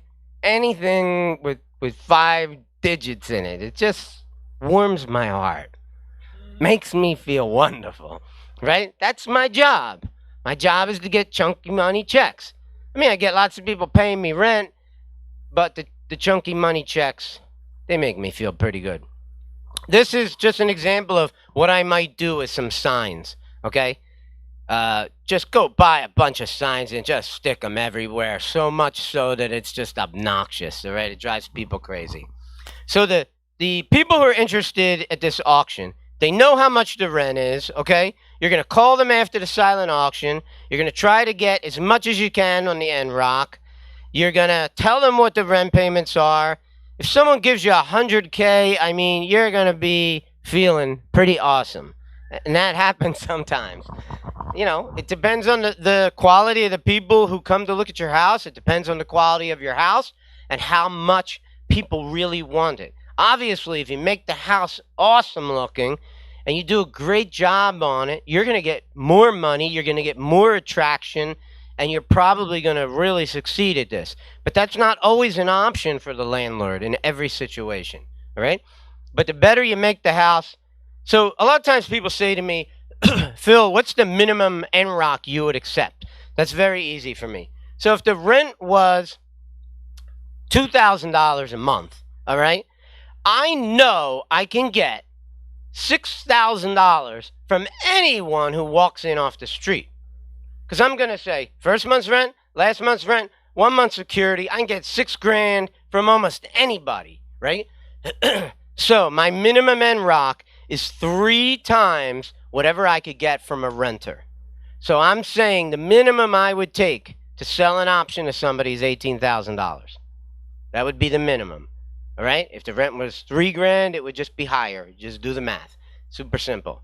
That's the benchmark that I use. I would not sell somebody the rights to my house. And if all they had was $18,000, I mean, really at that point, I don't know if I even want to do it, you know? But the thing about a silent auction is if you've got an empty house and you're not collecting rent and you're going to try this strategy, the benefit of this strategy is to get a big, fat, chunky money check, all right? It's not going to cost you that much to do it. If you've already fixed up the house and it's good enough to be rented to people, then there's no reason why you can't do a silent auction first and see, you can handwrite the signs and go and put them all around the neighborhood all by yourself, right? You could send out some postcards if you've got a couple extra grand. You give it a try because you might get $80,000 off of somebody, and sure enough, it's going to pay for the 3 hours you spent at this silent auction. And you're going to be a happy guy, and you're going to be in a really strong position as a landlord. But if it doesn't work, what are you really out? A few hours of your time, you tried a strategy, all right? And this is something that I am going to be challenging myself to do on every property in my portfolio that becomes vacant, all right? I am kind of on this kick right now to buy more real estate, not to sell real estate. But I just love my chunky money, so I still might need to. All right? So what else do we got? Any questions anybody wants to ask? Where do you set the purchase price? So Bill's question is, where do you set the purchase price? I would run comps. I would figure out what I think it is. And I'm going to obviously increase it 15, 20%. Because I know you're a guy who doesn't have good credit. And you can't go anywhere else. Even if you find, whatever house you find in this market, you know the price is going to be inflated anyway, right? And you still got to get a loan for it. So I'm going to inflate the sales price. I'll leave it up to you to decide how much you want to raise it. Okay, so does the down payment money, does that offset the purchase price? So if they give you 100,000 and the purchase price was 275, they only owe 175 if they exercise the option? Okay, so yes, in this example, the 80,000, when someone gives you $80,000, is most likely going to do it in a cashier's check or a bank check, okay? You take photographs of that check. It's very important that you track that check. What bank did it come from? Take a picture of the check, deposit it in your personal account. This is a very important part of the transaction, because 2 years down the road, when he gets his credit fixed, you're going to go to a mortgage person, and mortgage person needs to know that that 80,000 was actually paid to me. They need to see it leave your bank and go into my bank. Very important, okay? You have to prove that you paid the 80,000. That 80,000 covers more than enough of the 20% down that the banker's probably going to ask you for, right? So if you're the buyer, it's very important to you to make sure that you keep track of that stuff. And if I was the landlord, I already know it's very important, because you're going to actually go to a bank maybe 3 years after you gave me that check, and they need to know that it actually came to me. Okay? Now, once that check is in my bank, I can do whatever I want with it. I don't have to put it in an escrow account. I don't have to send it to a title company. I can put it in my pocket and go have a crazy month in Vegas if I want. All right? Which is probably what some of you would do. Does the rent paid go towards their... It could if the buyer negotiated part of his rent.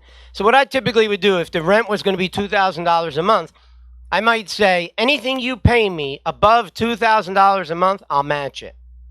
That is something you could do. Your cash flow will be awesome, okay? And you've already inflated the price and the rent, so you're kind of covered in that area.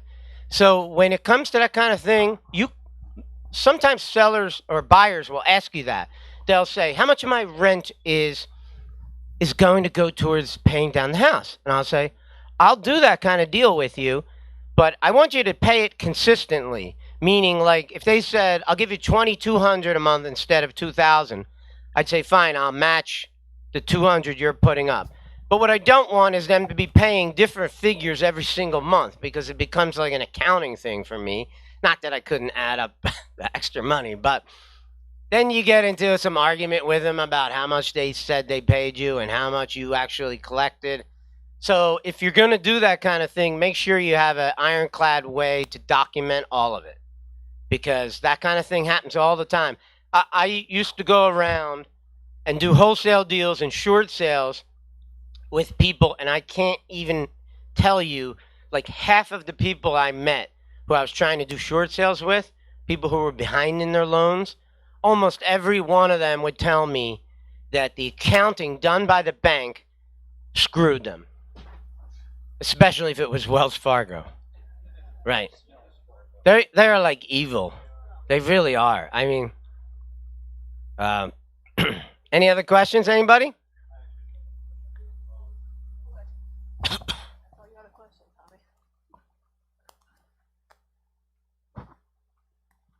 So I remember how you mentioned NROC for those who is basically can tailor to those who have bad credit. I would just kind of wonder, what if somebody, like you said, in that situation that has $80,000 and gives a good down payment but has good credit, would there be anything different? Or if they have good credit and they have a job and they have cash, they don't need to do this kind of thing. They could walk into a bank and probably get a loan. So that's why I'm just telling you from my experience. I know that the people who go to these things, who flock to these kind of things, that's usually the kind of people that they are. They're good people. I'm not saying there's anything wrong with them. They just got bad credit. Something happened to them. Many times it's a great story, like Paige's story. The guy got sick. What's he going to do? He couldn't work anymore. He couldn't work for a couple of years. All right? If that story is true, it's a good story. You know? It's a good story. Yeah, you know. You never really know. You can't look through into somebody's heart and figure out if they're lying, but it's just life. So This is a great way to sell your house. It's hardly any risk to you. You're going to spend very little money or a couple $1,000s. You might get a huge payoff for it. And worst comes to worst, you just gain the experience. You know how to do it. The more euphoria you could create about any house, the chances of you getting paid is much better. So I suggest that, including to myself, that we all do more of these, because a lot of people don't want to do it because it's a little bit more hard work, but it's not that hard. It's something you can accomplish in a couple of days, all right? And then you can decide. You could maybe do it again. You could run another one the very next week if you want to. So this is a very easy, inexpensive way to get some large, chunky money put in your pocket. And that's what I'm trying to do. Make all of you guys rich. Round of applause for Phil Falcone.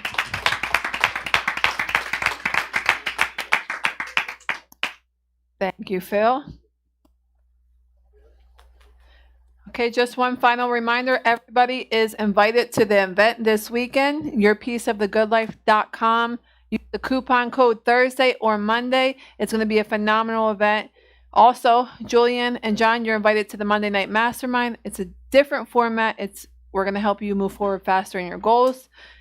For those of you online, I will be calling you tomorrow. If you do not hear from me tomorrow, because we have the 3-day event, you will hear from me by the end of the weekend. And you're also invited back to the Monday Night Mastermind, and I will also give you an opportunity to learn more about the school as well. Without further ado, let's welcome up the Stock Option Sultan. Yeah. Oh, come on, where's the button? Where's the music? I don't hear anything glowing. Stock Option Sultan.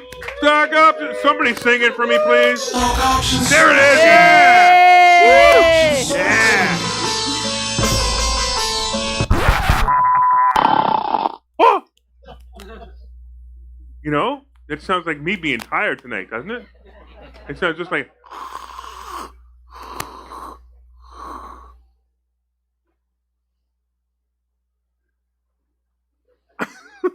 Look at this guy. Wait, come here. Check this guy out. I'm gonna sit down with him because he just seems like he just doesn't want to be bothered. Oh, I dropped my mic. Yeah, he got really close to me. Does it seem a little weird? All right, cool. All right, you guys ready? All right. You guys psyched? Oh yeah. What's the matter with you? You've been here week after week. You never seen this before. Man. Jeez. Did you come here for stock options? Yeah. And you were pretty bored for the last 2 hours, weren't you?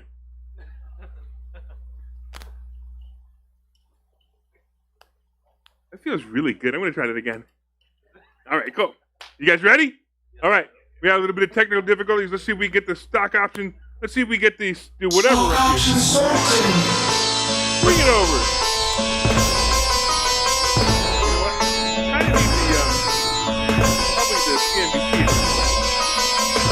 All right, there it is. Go. Look at that. The Dow futures, how excited. They're up a whole $5. 5 points, I mean, right?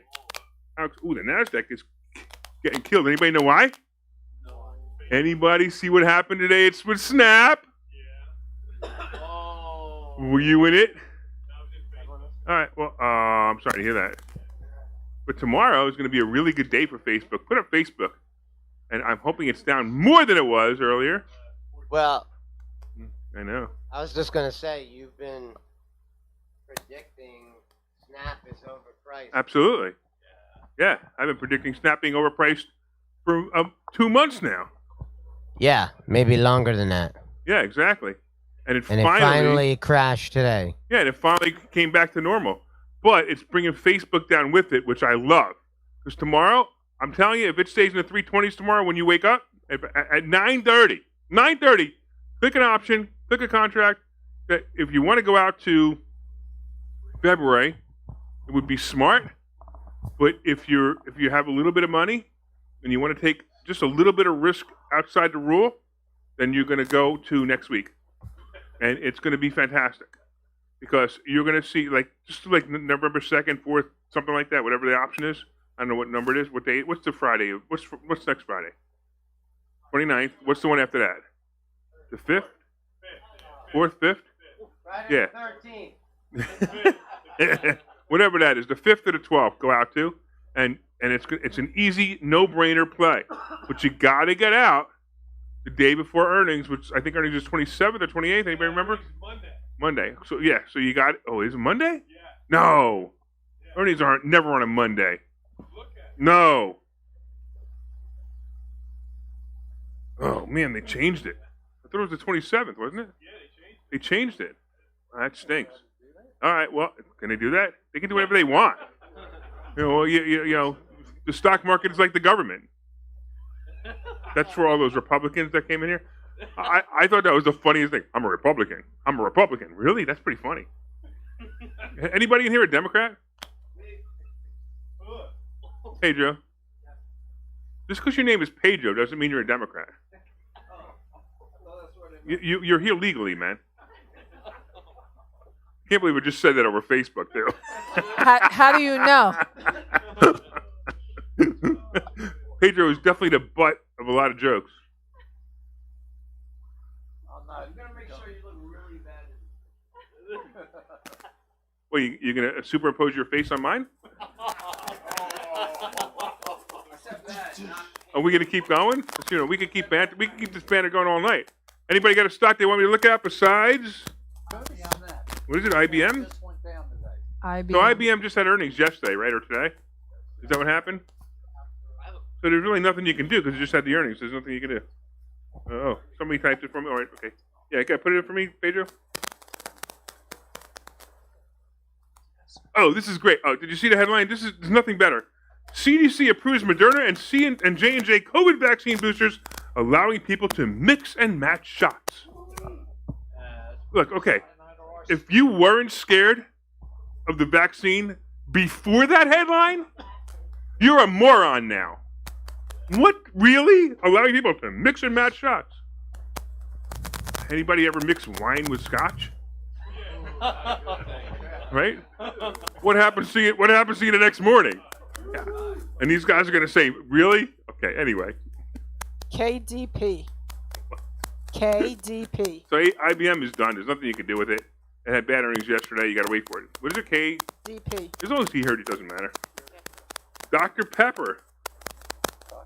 Keurig, Dr. Pepper. I didn't know Keurig and Dr. Pepper merged. Wow, I had no idea. I was looking at maybe.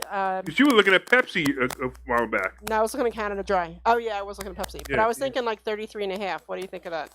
So my only problem with this is it's not moving much. Is it a dividend-paying stock? Yeah, I thought so. So this is probably a good covered call stock. At this price, I'd buy the stock, sell the covered calls, make a couple of bucks week after week after week, and then when you need the money to go buy something that you think is going to go. By the way, all right, I told you this before. Mid-November is going to be the next drop. Now, whether it's going to be 1,000 point or 2,000 or 2,500 point, I don't know.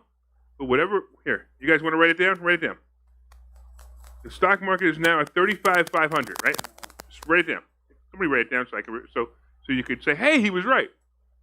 We're going to be in the low 3,400s mid-November, around the 15th, 16th, or 17th. Remind me, because I've already forgotten.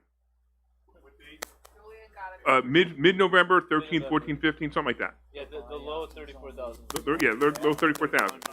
So in other words, about a 1,500 point swing from here. That doesn't mean anything. That's actually a good thing for us sometimes. But that's just so you know, because that's my prediction based on what's going to come in November. Anybody know all the events that are going to happen in November that are going to cause the stock market to go down? Election. What? What was that? They're going to run out of turkeys? Well, that's certainly possible. Yeah, they're all the turkeys are on the ships from China that died of coronavirus that they didn't need to shoot, so they didn't even have bullet holes in them. Okay. I tested this turkey with the vaccine. Let's get back on track. Julian has a question. What? What do you think this is, huh? Do you think this is interaction? Oh, God, what's your question? I'm teasing. Hello. That's because you hand the people a microphone, they push the buttons anyway. No, it's green. Here, take this one. Could you just check? Are you into crypto by any chance? Yeah, I'm into really crypto. Yeah. You know that Bitcoin just broke its peak, I think, recently. Yeah, that was yesterday. Where were you? Yeah, I don't know. Can you just check it for me though, really quick? That's the right answer. Yeah, I Yeah. will, just for you. Sorry. Just because you didn't know it broke yesterday. And it went Yeah. over 66,000 yesterday. I just found out today. I was like, oh shit. So how much crypto do you have? I like maybe a couple hundred. You have a couple $100? Not too much, yeah. Cause like I like to play with it. I'm not like, I mean I want to start doing it long term though, but I just want to buy at the right times. You You like know what I losing mean? money, huh? No, no, I I'm going to don't. teach you how not to lose money. Yeah. John's going. John behind you's going. He's going, dude, you better shut up quick because if you don't shut up, he's going to make more fun of you. You should see his face. That's what his face said. Okay. Right, Eli? Hey, everybody, just by the way, back here, we have stars back here. You guys don't even know. We have Eli and Cindy sitting back here. Everybody turn around and see Eli and Cindy back there. So if you didn't know this, so investor schooling, you know, we grew and grew and grew and grew and grew and grew, and we do a ton of marketing. You guys know that, right? Anybody ever get an email from investor schooling? You guys got emails? Really? I wasn't sure if you were actually getting them. So I'm being... He's being facetious. Okay. Just move on. Yes, everyone, all the time. So Eli and Cindy are in charge of those emails. So they've been in charge of those emails almost since day one of investor schooling, and for 2 years, right? So they've been a big part of investor schooling, and I want to thank them. And in fact, if you guys are coming tomorrow, you guys coming tomorrow? Who's coming tomorrow? Who's not coming tomorrow? Which one, Charlie? Coming or not coming? You're not coming? All right. Let me tell you something. Could you? If you're not coming tomorrow, and you don't have a good excuse, not for me, I don't really care because it doesn't matter to me. I'm rich. It doesn't matter to me. And you don't have a good excuse to come tomorrow, there's something wrong with you. Seriously. You are going to hear from people, some incredible speakers like Juliana. No, I'm bugging.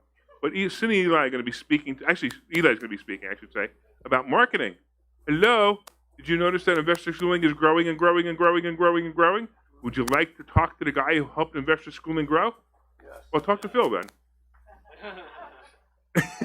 All right, getting back to whatever it is. Bitcoin, look at that. See, it hits, look how much it dropped. It hit 66,000 yesterday. Do you know why it hit 66,000 yesterday? Anybody know? The ETF. Put up BITO. The Bitcoin ETF. Okay. Now, anybody watch my show the last couple of days? And I explained to you what the Bitcoin ETF really is. It is not what you think it is. And the first thing you think it is, it's an investment in Bitcoin, right? That is where you will make your biggest mistake putting money into this. It is not an investment in Bitcoin. It cannot be an investment in Bitcoin. The SEC has not approved that yet. This is the dumbest thing. They haven't approved that, but they have approved having Bitcoin futures. So just like oil futures, what are futures? Anybody know? What are they? They're options. Right, they're call options. So it's all call options. So when is the dumbest time to get into BITO? When it's high. So these idiots all yesterday got into BITO. It went up to $44, which was pretty good. And Bitcoin shot up to 66,000. The dumbasses are working it backwards at the moment. Because how many people do you think that this is a Bitcoin fund, not a Bitcoin futures fund? Right? Because you think that the people who, this is the problem. You guys think, or most people think, I shouldn't say you guys, because you guys are smart in this. Most people think that investors in stock market are smarter than us. Right? They're not. They weren't even smarter than you before you came here. They're just as dumb as everybody else. And they make dumb decisions. I mean, you watch it all the time, right? Why did Facebook go down? Because Snapchat went down. Who cares? Right? Facebook shouldn't go down if Snapchat goes down. Do you really think that the 12-year-olds, you use Snapchat? Okay. Do you really think that the 12-year-olds using Snapchat have any effect on the adults using Facebook? I should really say the 12-year-olds not using Snapchat anymore have any effect. No, it doesn't. It's stupid. These dumbasses sold it off. It's okay with me because tomorrow it's just a buying opportunity for me. And I've been waiting for it. I couldn't wait. It was great. But I just hope it stays down long enough because by tomorrow afternoon, Facebook is going to recover more than half. Going to recover more than half of what it'll open up at. Watch. It's going to be, it literally could be a perfect daily play. Oh, all right. All right, what else you guys want to look at? Anything else? Ethereum. Wow, come on. The same thing. It's the same thing, but if you want to look at it, we'll look at it. So Ethereum is a 41.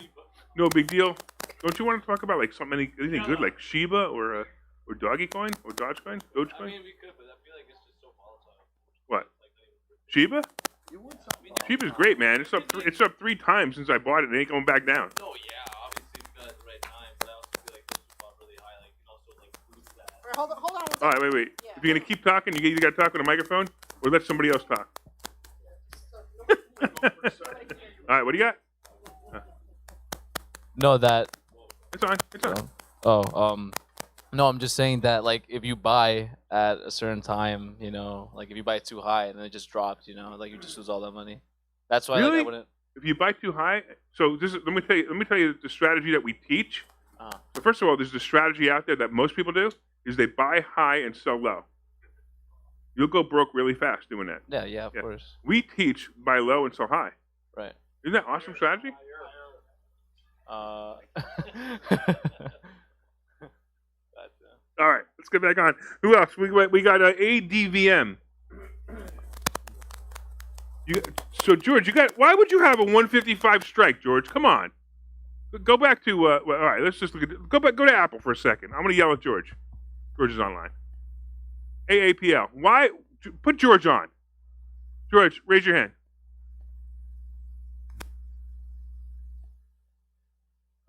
George, you there? George, you there? Yep, I'm there. Or is it John? It's John. Yeah, I figured it'd be John. Yeah, okay, John.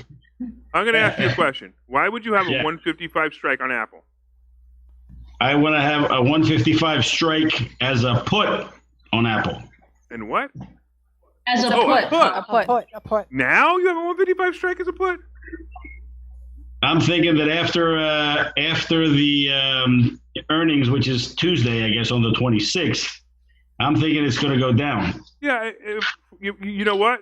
If you would have put a gun to my head and say, which you have to choose one, I would say you're probably right.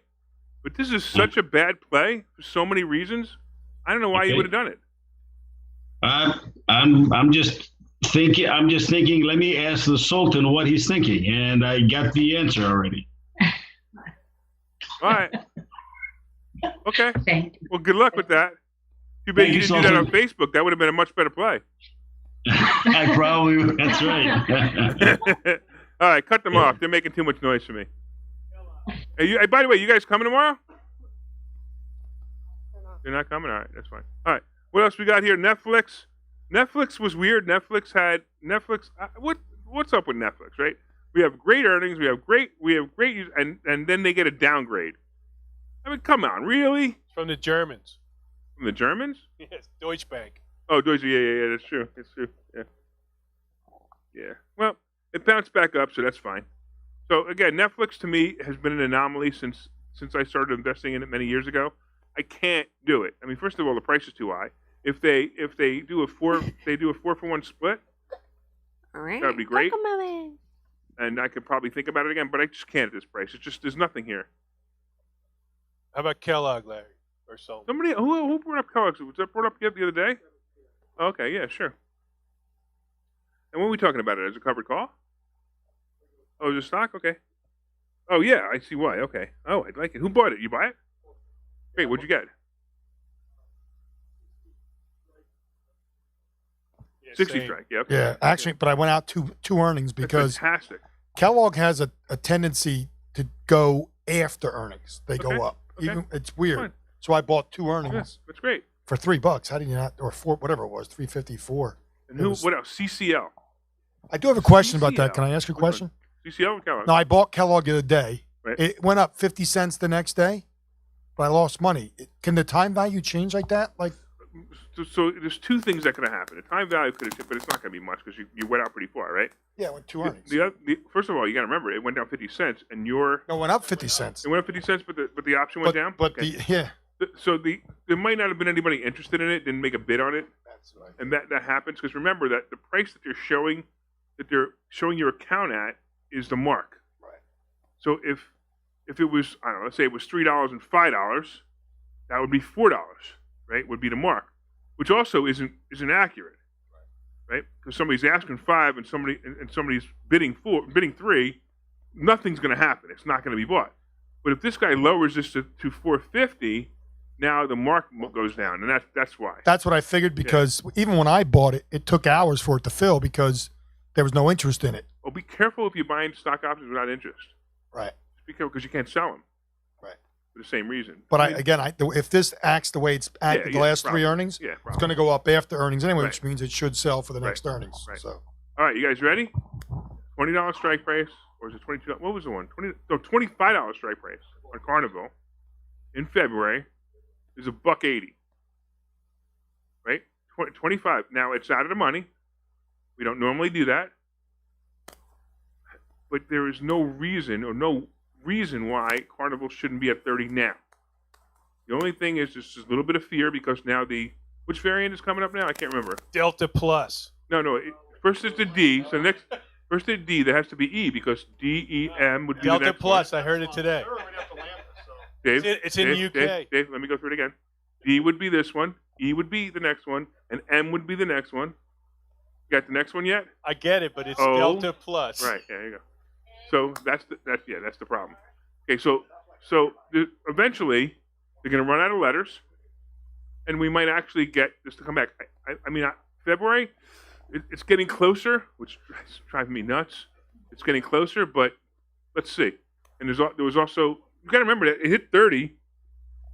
First of all, it hit 26 recently. If you give me a 6 month, it hit 30 within the last 6 months. Within the 6 months, it hit 30. It's highly likely it's going back there again by February. Highly likely. So I like this play. It's not a normal play for us. But if you look at anybody know what the $20 strike was? Because that was also cheap. And also the AAL was cheap too at the $20 strike. It was like 4 something. Yeah, they're cheap numbers. So I would look at these. I'm surprised that the options are so low. So these are definitely both good play. AAL, CCL, I'm still over them. RCL, if it drops to 72, if it does, that is an awesome call.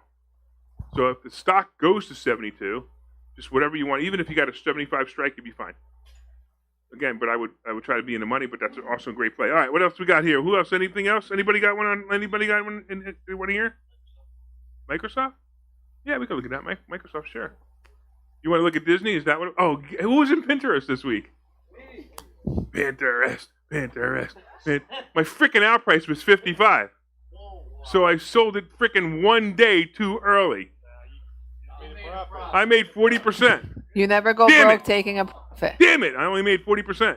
I only made 30. 3 days. I only made 30, but I'm happy with the 30%. And what did you guys make? What percentage did you make? She's up 2,000. You made $2,000, but I wondering what percentage you make. 'Cause I know you killed it. I was in the red the entire time until that day. Until that then day, I yeah. went up 40% that That's same incredible. That's incredible. That was just that was great. And you ready? Who watched my show? What did I say about PayPal buying Pinterest? I don't think it's true. I don't think it's true. No, it does matter. Why does it matter? Where's Pinterest going now? Did you buy the put? No, because you said I don't think so. You should wait. I'm not happy about it either, but if it happens, it's gonna go. I just told you to be cautious with it. That's all. But I'll tell you, watch Pinterest. Go put Pinterest up. I say Pinterest will be at 48 Pinterest within 2 weeks. 48 within 2 weeks. So what? It's at the same price it was. But look at this, right? Pinterest dropped also because of Snap. I'll tell you something else. If it goes, it might be a good play at 55 as a call, but 48, jump all over it. What about Pinterest? What about what? What do you say? Anyway, Pinterest, like realtor. Pinterest. I thought we were looking at Pinterest. Pinterest. What happened to Pinterest? What's the Now- ticker for that one?